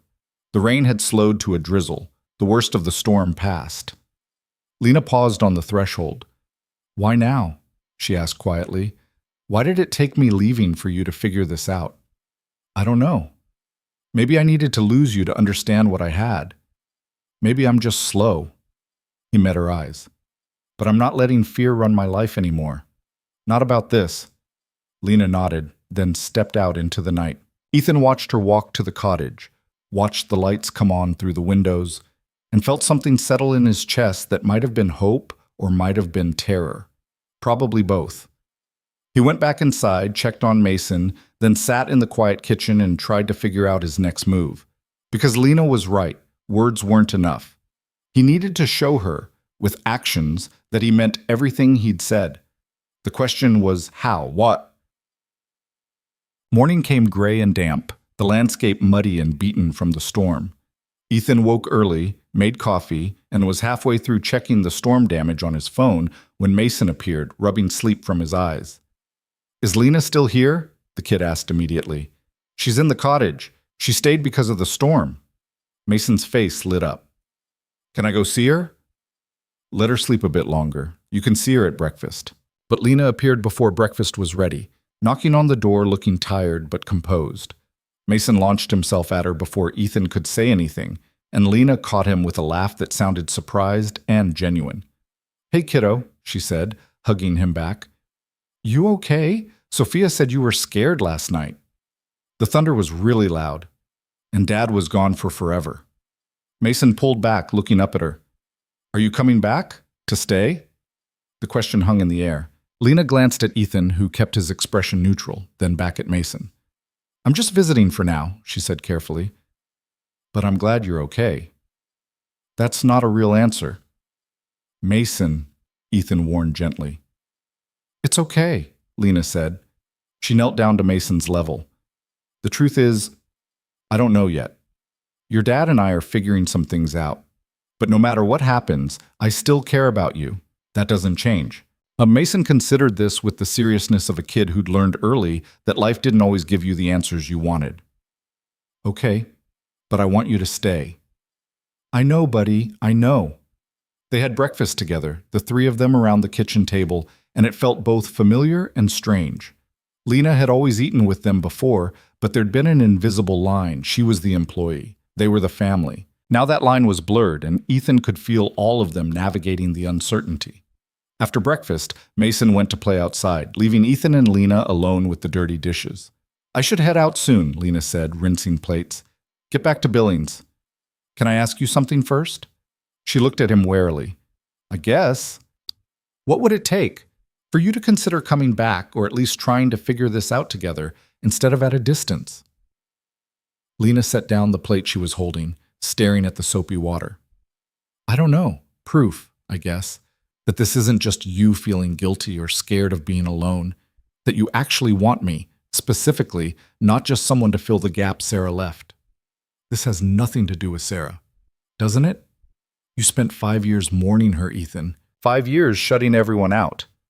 And now suddenly you're ready to move on? It's hard to believe the timing is coincidental." The mention of his dead wife felt like a cold slap, but Ethan forced himself not to react defensively. "Sarah was my wife. I loved her. And yeah, losing her broke something in me that I didn't know how to fix. But what I feel for you, it's not about replacing her or filling a void, it's about you. How can you be sure? Because when I think about Sarah, I remember the past. Good memories, painful ones, a life we had that's over. But when I think about you, I think about the future, about possibilities, about a life I actually want to live, not just endure." Lena's hands were still in the sink, but she'd stopped moving. "That's a nice thing to say." "It's the truth." "Maybe." She pulled her hands out, drying them on a towel. "But I still need time and space. I can't make decisions about my life while I'm here, with Mason looking at me like I'm going to break his heart, and you saying all the right things. I need to go back to Billings, think about what I actually want without the pressure of you both needing me." It wasn't the answer Ethan wanted, but he understood it. "Okay, but can I ask one more thing?" "What?" "Can I call you, not to pressure you, just to talk? Let you see that I'm serious about this." Lena hesitated, then nodded slowly. "You can call, but I'm not promising anything." "I know." She left an hour later, hugging Mason goodbye and avoiding Ethan's eyes when she walked to her truck. He stood on the porch and watched her drive away, feeling like he'd just been given both a gift and a sentence. Permission to try, but no guarantee it would work. Mason appeared beside him, slipping his small hand into Ethan's larger one. "She's sad," the kid observed. "Yeah." "Are you going to fix it?" "I'm going to try." "Good, because she belongs here." Mason looked up at him. "You know that, right?" Ethan squeezed his son's hand. "I'm starting to." The next few days settled into a strange new routine. Ethan called Lena every evening, short conversations that started awkward and gradually became easier.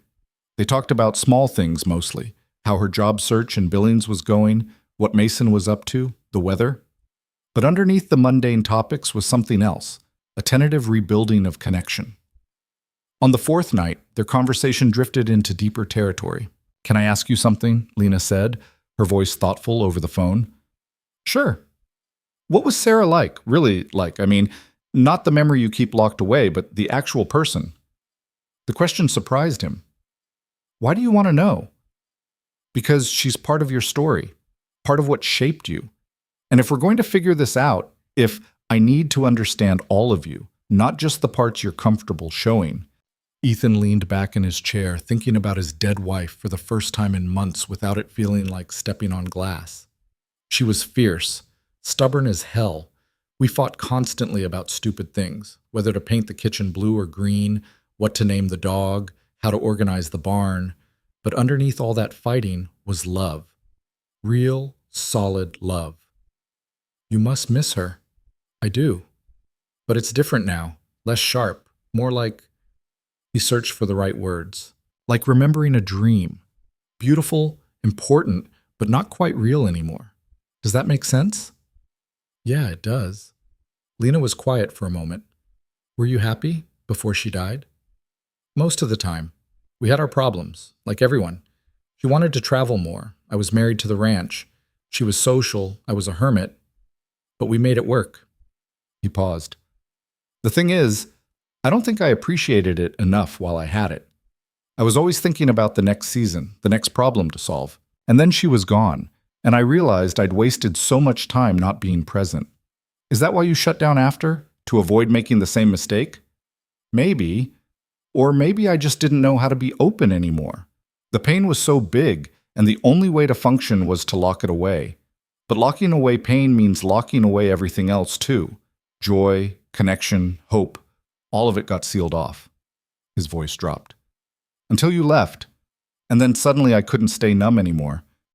I didn't leave to shake you up. I know. You left to save yourself, but it shook me up anyway." Ethan shifted the phone to his other ear. "Thank you for asking about her. Sarah, I mean.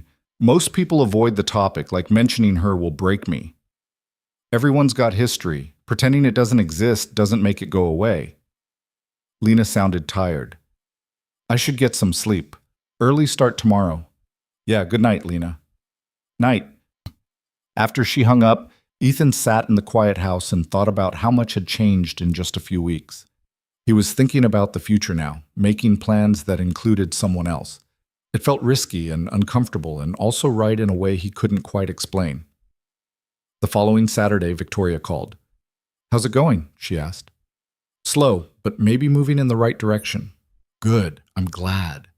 She sounded genuine. "I'm heading back to Seattle next week. Wanted to say goodbye before I left." "You don't have to." "I want to. Have coffee with me, one last time." They met at the same diner, sliding into the same booth they'd sat in weeks earlier. Victoria looked polished as always, but there was something different in her expression, acceptance maybe, or relief. "You look better," she said. "Less haunted." "I feel better. Still terrified, but better." "Terrified of what?" "Screwing this up. Hurting her worse than I already have. Discovering I'm not actually capable of being what she needs." Victoria smiled. "That's called being in love. The terror means you care." "Is it always this hard?" "The real stuff?" "Yeah.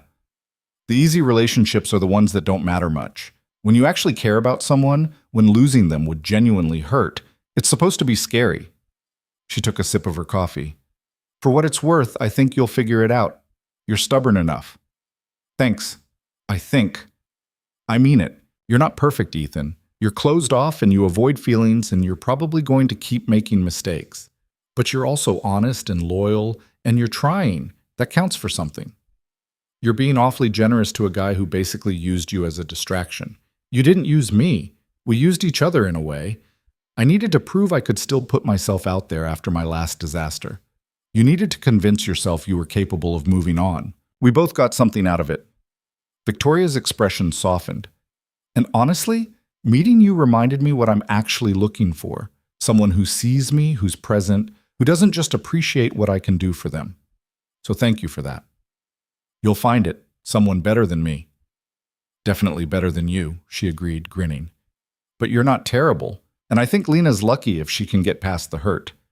They talked for another hour, easier than before, and when Victoria left, she hugged him and wished him luck. Ethan watched her drive away and felt grateful that some endings could be kind. That evening, when he called Lena, he told her about the conversation. "She sounds like a good person," Lena said. "She is. She also said you're lucky to have me, which I think is objectively wrong, but I appreciated the sentiment." Lena laughed, and the sound made Ethan's chest feel warm. Maybe we're both lucky, or both idiots. Hard to say. "Can I see you?" The question came out before he could second-guess it. "Not at your sister's place. Somewhere neutral, just to talk face to face." There was a long pause. "I don't know if that's a good idea. Please, one conversation. If after that you still need space, I'll respect it. But I've been thinking about some things, and I want to say them in person." Another pause. "Okay, but somewhere public, and just talking." "Deal." They agreed to meet the following Sunday at a park halfway between the ranch and Billings. Ethan spent the week preparing, thinking about what he wanted to say, how to show her he was serious without overwhelming her. On Saturday night, Mason noticed him pacing. "You're nervous," the kid observed. "Little bit." "About seeing Lena?" "Yeah." Mason set down the book he'd been reading. "Are you going to tell her you love her?" "I already did. Kind of." "Then what are you nervous about?" "Good question." Ethan sat down next to his son. "I guess I'm nervous she won't believe me, or that she'll decide I'm not worth the risk." "But you are worth it." "How do you know?" "Because you're my dad, and you're trying to be better. That's what matters." Mason's expression turned serious. "Mom used to say that people mess up. It's what they do after that counts. So if you messed up with Lena, and now you're trying to fix it, that counts." Ethan pulled his son into a hug, overwhelmed by how wise and kind this kid had turned out, despite having a father who'd been half absent for years. "When did you get so smart?" "I've always been smart. You're just finally noticing." The next day, Ethan drove to the park with his stomach in knots. He arrived early, parking in the lot and watching families and couples and kids playing on the grass. The normalcy of it felt surreal against the weight of what he was about to do. Lena's truck pulled in 10 minutes later. She got out slowly, and Ethan met her halfway across the parking lot. She looked nervous, too, her hands shoved in her jacket pockets, her hair pulled back in that familiar ponytail.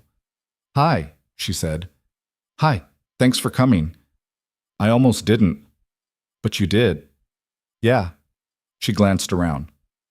"Want to walk?" They fell into step on one of the trails, moving slowly, neither quite looking at the other. For a few minutes, they just walked in silence, and Ethan tried to gather his thoughts. "I've been doing some research," he said finally. Lena glanced at him, confused. "Research?" "About you. I went to the library, talked to Patricia, found out about Kansas, about your mom, about the degree you didn't finish." He saw her expression close off and hurried to continue. "I know that probably sounds creepy, but I realized I knew almost nothing about your life before you came to work for me. And if I'm serious about this, about us, I need to know you, really know you, not just assume. You could have asked me directly. You wouldn't have talked to me. So I did what I could." He stopped walking, turning to face her. "You wanted to be a teacher." Lena's jaw tightened. "That was a long time ago." "It doesn't have to be. You could finish the degree. I could help." "I don't need your help," she interrupted, her voice sharp. "I don't need you to fix my life or make up for lost time by throwing money at my problems. That's not what I'm doing." "Isn't it? You feel guilty, so you want to solve everything, make it all better. But my life isn't a problem that needs solving, Ethan, and I'm not a project." He took a step back, stung. "You're right. I'm sorry. I wanted to show you I was paying attention, that I cared about what matters to you." Lena wrapped her arms around herself, looking out at the park. "I appreciate that, I do. But this is exactly what I was afraid of. You're trying too hard, saying all the right things, and it feels performative, like you're following a script for how to win someone back." "I'm not performing, I'm just trying to show you I'm serious. By researching my past without asking, by offering to bankroll my dreams. That's not what I need from you." She finally looked at him, and her eyes were bright with frustration. I need you to just be real with me, flawed and honest and present. Not this perfect version trying to make up for years of being absent. I don't know how to do that. Be imperfect on purpose. You don't do it on purpose. You just stop trying to control everything. Lena's voice softened slightly. Tell me something true, something you're afraid to say. Ethan felt his defenses rise, the familiar urge to deflect, but he forced himself to push through it. I'm terrified, he said quietly, that even if you give me another chance, I'll screw it up. That I'm fundamentally broken in ways that'll hurt you worse down the line. That I don't actually know how to be in a relationship anymore, how to let someone in, how to be vulnerable without it destroying me. He met her eyes. And I'm terrified that you'll figure all that out and decide I'm not worth the trouble. Lena's expression shifted, some of the guardedness fading. That's real. Yeah, it is. Thank you. She started walking again, and Ethan fell into step beside her. I'm scared too, that I'll go back and nothing will actually change, that I'll fall into the same patterns, waiting and hoping while you drift away, that loving you will destroy the parts of myself I've been trying to rebuild. What do we do with that? All the fear? I don't know. Maybe we just acknowledge it instead of pretending everything's fine. Lena kicked at a small rock on the path. Look, I don't have answers, Ethan. I don't know if we can make this work, or if we're both just holding on to something that should stay broken. But I know I can't keep having these conversations at a distance. If we're going to try, and I'm not saying we are, it has to be real, which means messy and imperfect, and probably painful sometimes. I can do messy and imperfect. Can you? Because for 5 years you've been the opposite, controlled and shut down and allergic to anything resembling chaos. Then I'll learn, with you. He stopped walking again, and this time he reached for her hand. She let him take it, and the contact felt electric. I can't promise I won't mess up. I probably will, repeatedly. But I can promise I'll keep trying. That I'll show up, even when it's hard. That I won't take you for granted again. Lena looked down at their joined hands, and Ethan could see her wavering, the walls crumbling piece by piece. I missed you, she said finally, so quietly he almost didn't hear it. Even though I was so angry, even though leaving was the right choice, I missed you and Mason every single day. We missed you too. The house doesn't work without you. It's not about the house working, Ethan. It's about... She stopped, frustrated. It's about mattering, about being seen, about knowing that if I walked away tomorrow, you'd miss me, not just what I did for you. I would. I do. He squeezed her hand gently. You're not invisible to me anymore, and I know that doesn't erase 4 years of you feeling like you were. But it's the truth now. They stood there on the path, holding hands, while people walked past and the world continued around them. Finally, Lena spoke. I need more time, but not at a distance. I think... She took a breath. I think I need to come back to the ranch, not to the cottage, not as the housekeeper, just as someone trying to figure this out with you. Is that crazy? No, it's not crazy. I could stay in town, visit on weekends, see how it feels without the pressure of living there. Whatever you need, however you want to do this. Lena nodded slowly, and Ethan saw the exact moment she made her decision. Something in her posture shifted, a surrender to possibility. Okay, she said, we'll try, but slowly. And if it doesn't work, then it doesn't work. But at least we'll know. She smiled, small and tentative, and Ethan felt hope bloom in his chest like spring after a long winter. They walked back to the parking lot, still holding hands, and when they reached her truck, Lena turned to him. Thank you, she said, for not giving up, for actually trying. Thank you for giving me the chance. She left with a promise to call him that evening, and Ethan drove home feeling lighter than he had in years. When he walked into the house, Mason was waiting. How'd it go? Good. Really good. She's going to come visit next weekend, try to figure things out. Mason whooped, pumping his fist in the air. I knew you could do it. We haven't done anything yet. We're just trying. That's the hard part. The rest is easy. Ethan laughed, pulling his son into a hug. I hope you're right, buddy. I really hope you're right. That week moved slower than any Ethan could remember, each day stretching out as he waited for the weekend and Lena's promised visit. He He threw himself into ranch work to keep busy, but his mind kept drifting to their conversation in the park, to the feeling of her hand in his, to the cautious hope in her eyes when she'd agreed to try. Mason noticed the difference immediately. "You're humming," the kid said Thursday morning over breakfast. Ethan stopped mid-motion, spatula in hand. "I am not." "You totally are. You were humming while you made eggs." Mason grinned. "You're happy." I don't know, less heavy, I guess." "Because Lena's coming back." "She's visiting, not coming back. There's a difference." "Not really." Mason stabbed at his pancakes with the confidence of someone who saw things more clearly than the adults around him. "She's going to stay. I can tell." "How can you tell?" "Because she wants to, and you want her to. And sometimes wanting the same thing is enough."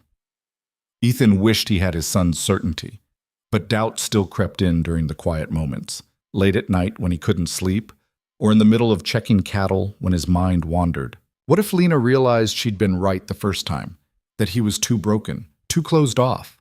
What if he screwed this up the way he'd screwed up everything else that mattered? Friday afternoon, Ray found him replacing boards in the barn, working with more intensity than the job required. "You're going to break something," Ray observed, leaning against a post. "Just fixing what needs fixing." "Yeah, I can see that. You planning to rebuild the entire barn by tomorrow, or is this just nervous energy?" Ethan set down the hammer, wiping sweat from his forehead. "She's coming tomorrow. Lena." "I heard. Maria's been planning it like it's a state visit." Ray's expression turned serious. "How you feeling about it?" "Terrified, hopeful, like I'm standing at the edge of something and I don't know if I'm about to fly or fall."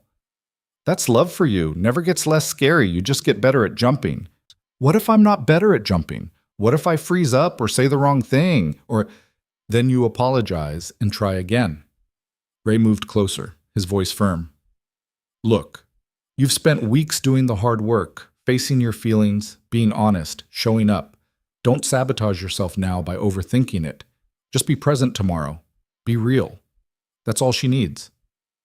Ethan wanted to believe him. He finished the repairs, checked in with the crew about weekend tasks, and went home to a house that felt too quiet and too full of possibility at the same time. That night he called Lena. "Hey," she answered, and he could hear the smile in her voice. "Getting nervous? Is it that obvious? You called at 8:30 instead of 9. Your routine's off." There was rustling on her end like she was settling into bed. "I'm nervous too, if it helps." "It does, actually." Ethan sat on the edge of his bed, phone pressed to his ear. "What are you nervous about?" "That I built this up too much in my head. That the reality won't match the hope. That I'll walk in and realize nothing actually changed except the words we're saying to each other." "Things have changed. I've changed." "Have you? Or have you just become more aware?" Her voice was gentle, not accusing. "I guess that's what I'm nervous about. Whether awareness translates to actual difference, or if we're both just going to fall back into old patterns because they're comfortable." "I won't let that happen." "You can't promise that. Nobody can.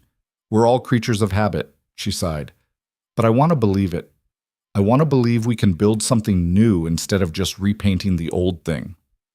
"Then let's believe it together. And if we start slipping, we call each other on it." "Deal." There was a pause. "Mason's still up?" "Asleep an hour ago. He's excited to see you." "I'm excited to see him too. I miss that kid so much." Her voice went softer. "I missed both of you. Even when I was angry, even when I was trying to move on, I missed this. The conversations, the connection, the feeling of belonging somewhere." "You do belong here. You always did. I was just too stupid to see it." "Not stupid, just scared. There's a difference." They talked for another half hour, until Lena's yawns became too frequent to ignore. After they hung up, Ethan lay in bed staring at the ceiling, thinking about everything that had led to this moment, the grief, the numbness, the years of going through motions without really living. And then Lena leaving, shattering his carefully constructed walls, forcing him to feel again. It had been painful. It was still painful, but maybe pain was just the price of caring about something real. He fell asleep thinking about her smile, about the possibility of tomorrow, about the fragile hope that maybe, just maybe, he could get this right. Saturday morning arrived with clear skies and the kind of crisp spring air that promised summer wasn't far off. Mason was up before dawn, too excited to sleep, and by the time Lena's truck pulled into the driveway at 10, the kid was practically vibrating with anticipation. "She's here!" Mason shouted, already running for the door. Ethan followed more slowly, his heart hammering against his ribs. Through the window, he watched Lena climb out of her truck, watched Mason barrel into her with enough force to make her stumble. She caught him, laughing, and the sound carried through the open door like music. By the time Ethan reached the porch, Lena had Mason in a tight hug, the kid's arms wrapped around her waist like he'd never let go. "Missed you," Mason mumbled into her jacket. "Missed you too, kiddo. So much." She looked up and met Ethan's eyes over Mason's head, and something passed between them. Acknowledgement, understanding, the weight of everything unspoken. "Hey," Ethan said, suddenly unsure how to greet her. A hug seemed too intimate, a handshake too formal. Lena solved the problem by releasing Mason and stepping forward, pulling Ethan into a brief hug that felt both natural and electric. She smelled like lavender and something else he couldn't name, just fundamentally Lena. "Hey yourself," she said, stepping back. "The place looks good." "Been keeping it together, mostly." Ethan gestured toward the house. "You want coffee? Breakfast? Mason's been planning your entire visit like a military campaign." "I made a list," Mason confirmed proudly, "of things we should do. It has 17 items." Lena laughed. 17? That's ambitious for one day." "I know, but I wanted options, in case some things didn't work out." They went inside and Ethan watched as Lena moved through the house with the ease of someone who knew every corner, every quirk. She touched the kitchen counter absently, smiled at the new dish towels he'd bought because he couldn't find the ones she'd used, noticed the photograph of her and Mason that he'd framed and put on the mantel. She stopped in front of it, her expression unreadable. "You kept this." "It's a good picture, and Mason wanted it where he could see it." "Just Mason?" "Me too," Ethan admitted. "It reminded me of what I'd lost, what I'd been too blind to appreciate." Lena touched the frame gently, then turned back to him. "So what's on this list of Masons?" The day unfolded with surprising ease. They checked on the horses, with Lena reacquainting herself with the mare she'd always favored. They walked the property, Mason pointing out every change since she'd left. The new fence post, the repaired barn door, the garden plot Ethan had started preparing, even though he had no idea what to plant. "You hate gardening," Lena said, studying the freshly turned earth. "I know, but you always wanted one, and I thought maybe, if you came back, we could figure it out together." She looked at him, surprised. "You started a garden you hate because you hoped I'd come back?" "Yeah. Is that weird?" "It's kind of sweet, actually." She knelt, running her fingers through the dark soil. "We could do tomatoes and peppers, maybe some herbs. Whatever you want." "What do you want, Ethan?" She stood, brushing dirt from her hands. "That's the question you keep avoiding. You're so focused on what I want, what Mason wants. But what about you?" He thought about it seriously. "I want you here. Not just for the garden or to help with the house or because Mason loves you. I want you here because it feels right. Because coming home to you feels like actually coming home, not just returning to a place I maintain." "That's better." Lena's smile was soft, more honest. They continued walking, Mason running ahead to check on something in the creek. Alone for a moment, Lena spoke quietly. "I talked to my sister about maybe moving back to Montana permanently." Ethan's heart skipped. "Yeah? What'd she say?" "That I should do what makes me happy, and that hiding in Billings wasn't the same as healing." Lena kicked at a rock. "She also said I was an idiot if I didn't give this a real chance. Her words, not mine." "Smart woman." "She has her moments." Lena stopped walking, turning to face him. "I need to tell you something, and I need you to really hear it." "Okay." "If I do this, if I come back, if we try to build something real, I need it to be a partnership. Not you taking care of me, not me taking care of you and Mason. An actual partnership where we both show up, both contribute, both get to be whole people with our own dreams and needs." "I want that too." "Do you? Because partnership is messy. It means fighting sometimes, disagreeing, having to compromise. It means you don't get to just retreat into work when things get hard. And it means I don't get to disappear into service and call it love. I know. And yeah, it scares me. But I'd rather be scared with you than numb without you. Lena searched his face, and whatever she found there made her shoulders drop, tension releasing. Okay, then let's try. Really try. Not just go through the motions. Really try, Ethan echoed, and it felt like a vow. Mason reappeared then, soaking wet from apparently falling into the creek, and the serious moment dissolved into laughter and the practical business of getting him dried off. But something had shifted, some final wall coming down. That evening, after dinner, which they cooked together, with Mason as an enthusiastic if messy assistant, they sat on the porch watching the sun set. Mason had finally crashed, exhausted from his 17-item list, and Ethan and Lena found themselves alone in the gathering dusk. I've been thinking about going back to school, Lena said suddenly, finishing my degree. It would take time and money, and I'd probably have to do it online while working, but I think I need to do it. For me, not because you suggested it or because I'm trying to prove something, just because it's what I always wanted. I think that's great. And I meant what I said. I'll help however I can. Not to fix you or solve your problems, but because that's what partners do. Partners, Lena repeated, testing the word. I like the sound of that. Yeah? Yeah. She looked at him, and in the fading light her eyes were warm. So if we're partners, there's something we should probably address. What's that? The fact that we've been dancing around this for weeks without actually defining what we are. Are we dating, courting, figuring things out? What do we call this? Ethan smiled. What do you want to call it? I asked first. Fine. I think we're two people who care about each other, trying to build something real, despite being terrified and imperfect and carrying too much baggage. I think we're taking it slow because we both got hurt, and we're being careful. And I think, eventually, if we do this right, we're going to be something that doesn't need a label, because it'll just be us. Lena was quiet for a moment. That was surprisingly poetic. I've been practicing. She laughed, and then before he could think too hard about it, she leaned over and kissed him. It was brief, tentative, tasting like the wine they'd had with dinner and something sweeter underneath. When she pulled back, her cheeks were flushed. I've wanted to do that for about 4 years, she admitted. You should have. You wouldn't have known what to do with it. Probably not. But I know now. Ethan reached for her hand, lacing their fingers together. I'm going to mess this up sometimes. Say the wrong thing, retreat when I should stay present, forget to check in. I'm not perfect. I don't want perfect. I just want real. She squeezed his hand. And I'm going to mess up too. Get in my head, overthink things, probably have moments where I freak out and convince myself this won't work. So we'll both mess up. Together. Sounds like a plan. They sat there as the sky darkened, stars beginning to emerge overhead. After a while, Lena spoke again. I'm going to go back to Billings tomorrow, pack up my stuff, give my sister notice. It'll take maybe 2 weeks to get everything sorted. And then I'm coming back, not to the cottage. That phase is over.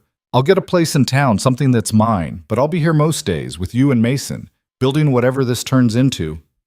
That works, as long as you're here. I'll be here. She rested her head on his shoulder and Ethan wrapped an arm around her, pulling her close. We're really doing this, aren't we? Looks like it. Terrifying. Absolutely. But there was joy in her voice underneath the fear, and Ethan felt it mirrored in his own chest, the scary, exhilarating possibility of choosing something real over something safe. The next 2 weeks passed in a blur of phone calls and planning. Lena wrapped up her affairs in Billings, while Ethan worked on clearing out a room in the house that could be hers when she stayed over. Not a permanent room. She'd been clear about wanting her own space in town. But somewhere she could keep clothes, books, the small pieces of herself that would make the ranch feel like home. Mason helped, offering opinions on paint colors and furniture arrangement with the seriousness of a professional decorator. The kid was happier than Ethan had seen him in years, singing while he did homework, talking nonstop about all the things they'd do when Lena came back. Do you think she'll stay forever this time? Mason asked one evening. I don't know about forever, but I think she'll stay as long as it feels right for both of us. That's not a real answer. It's the only honest one I've got, buddy. Relationships don't come with guarantees.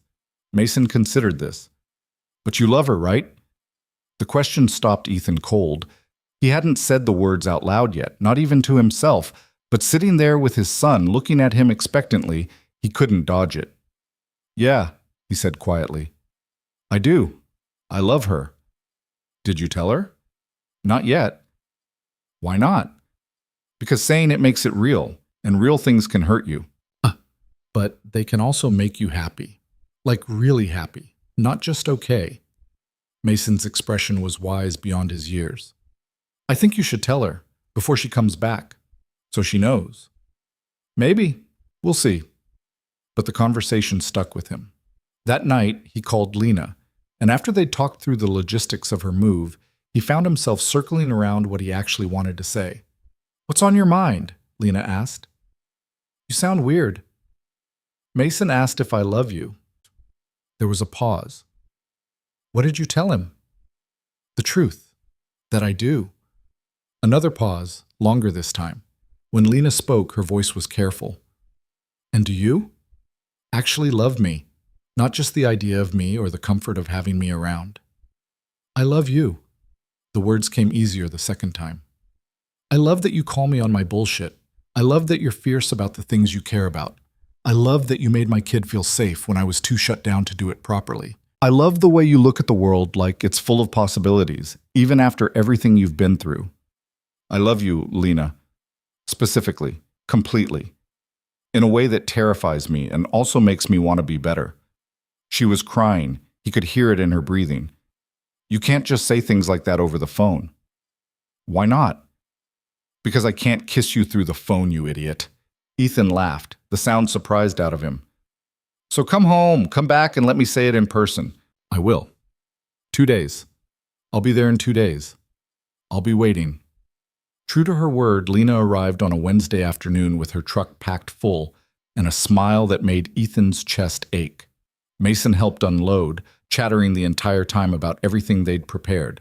Ethan watched them together, seeing the easy affection between them, the way Mason had bloomed in just the anticipation of her return. That evening, after they'd gotten most of her things settled and Mason had reluctantly gone to bed, Ethan and Lena found themselves back on the porch, the place where so many of their important conversations had happened. So, Lena said, settling into the chair beside him, you told Mason you love me. I did. Are you going to tell me in person, or were you planning to leave it at the phone confession? Ethan turned to face her, taking in the familiar lines of her face, the way the porch light caught in her hair. I love you, Lena Hayes. I love you in ways I didn't know I was capable of anymore. And I know we're taking this slow. I know we're being careful. But I need you to know that this is real for me. You're real for me. Not a replacement, not a consolation prize. You're the person I choose every day for as long as you'll have me. Lena's eyes were bright. That was pretty good. I've been rehearsing. I could tell. She stood, moving to stand in front of him, her hands coming up to frame his face. I love you too, and it scares me and excites me and feels like jumping off a cliff, but I'm jumping. We're jumping together. She kissed him then, deeper than before, and Ethan wrapped his arms around her, pulling her close. They stayed like that for a long time, holding each other under the Montana sky, and it felt like coming home in a way that had nothing to do with place and everything to do with person. When they finally broke apart, Lena rested her forehead against his. So what now? She asked. Now we figure it out as we go. We build something new. We mess up and forgive each other and keep trying.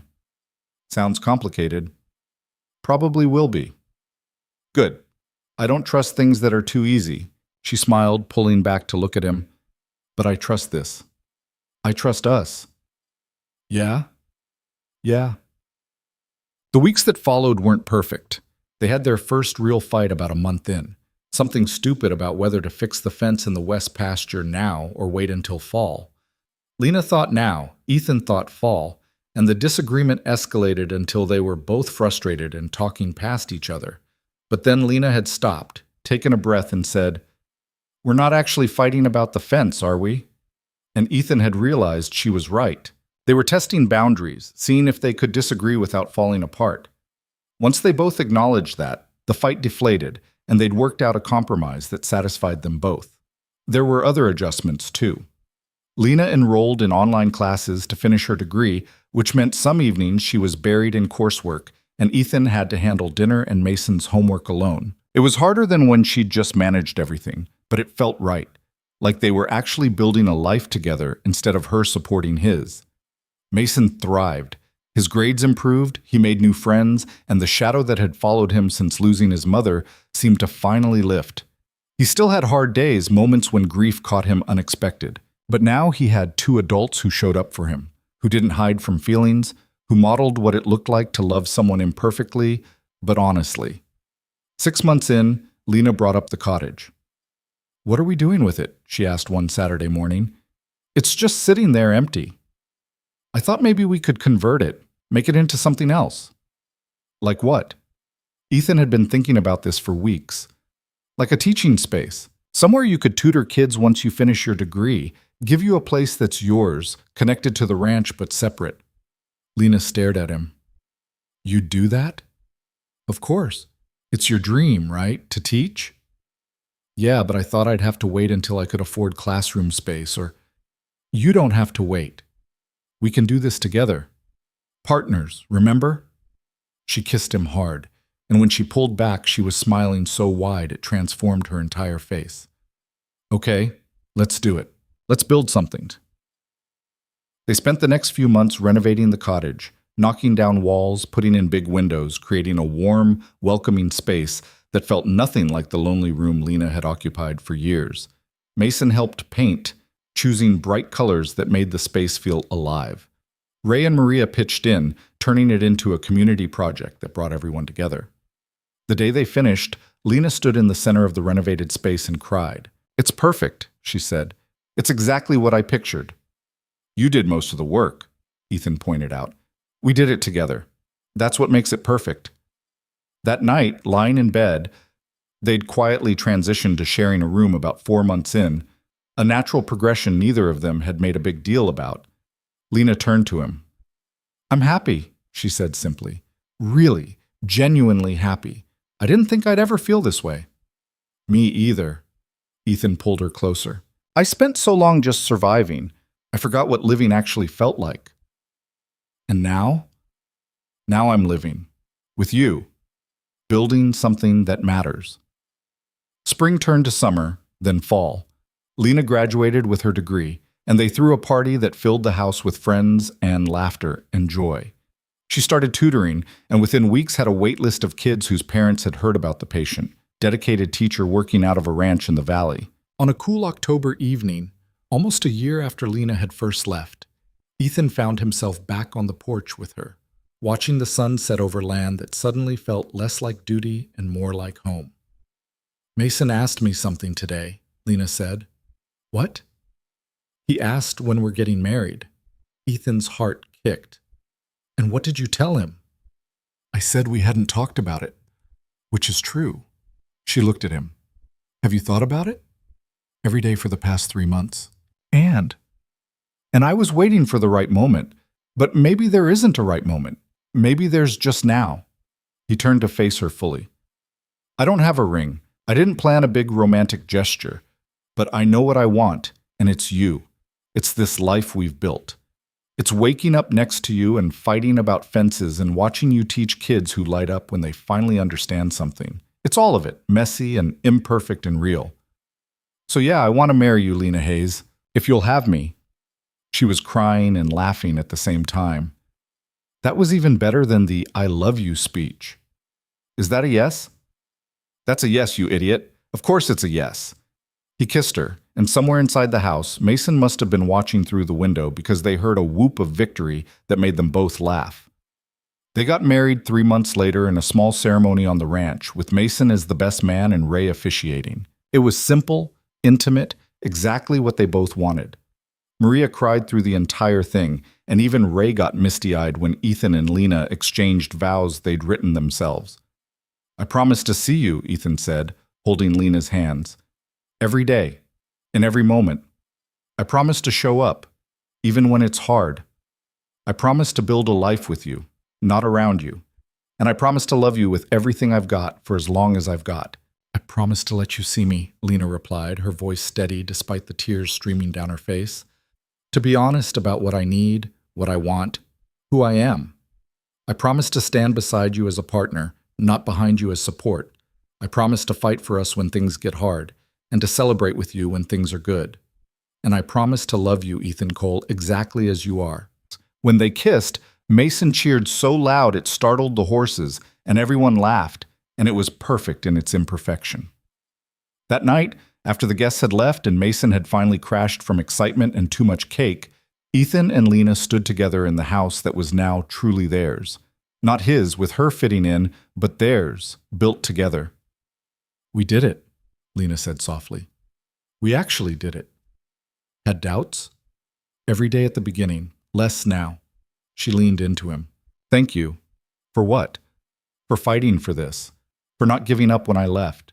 For choosing to be brave when it would have been easier to stay numb. Thank you for coming back. For giving me another chance. For seeing something in me worth salvaging. You were always worth it. You just couldn't see it yourself. They stood there in the quiet house, holding each other, and Ethan thought about the journey that had brought them here, the grief, the loss, the years of numbness followed by the painful awakening. It hadn't been easy. It had been messy and hard and uncertain. But standing there with Lena in his arms, in a house that finally felt like home, with a kid sleeping upstairs who had two people who loved him completely, Ethan understood that the hard things were often the most worthwhile. He'd spent 5 years hiding from life, convincing himself that safety was enough.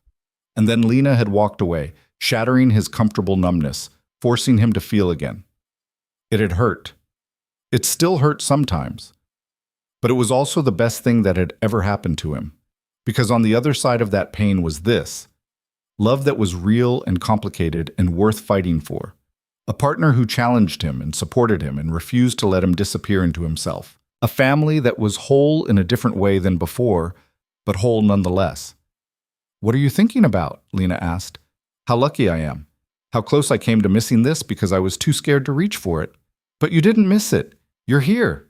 We're here. Yeah, we are. Outside, the Montana sky was full of stars, and somewhere in the distance an owl called. The ranch settled into its nighttime rhythms, familiar and comforting. And inside the house, Ethan Cole held his wife. His wife, still strange and wonderful to think, and felt grateful for every difficult step that had led him here. To this moment, this life, this love. The next morning, he woke to Lena already up, coffee made the strong way he'd finally admitted he preferred.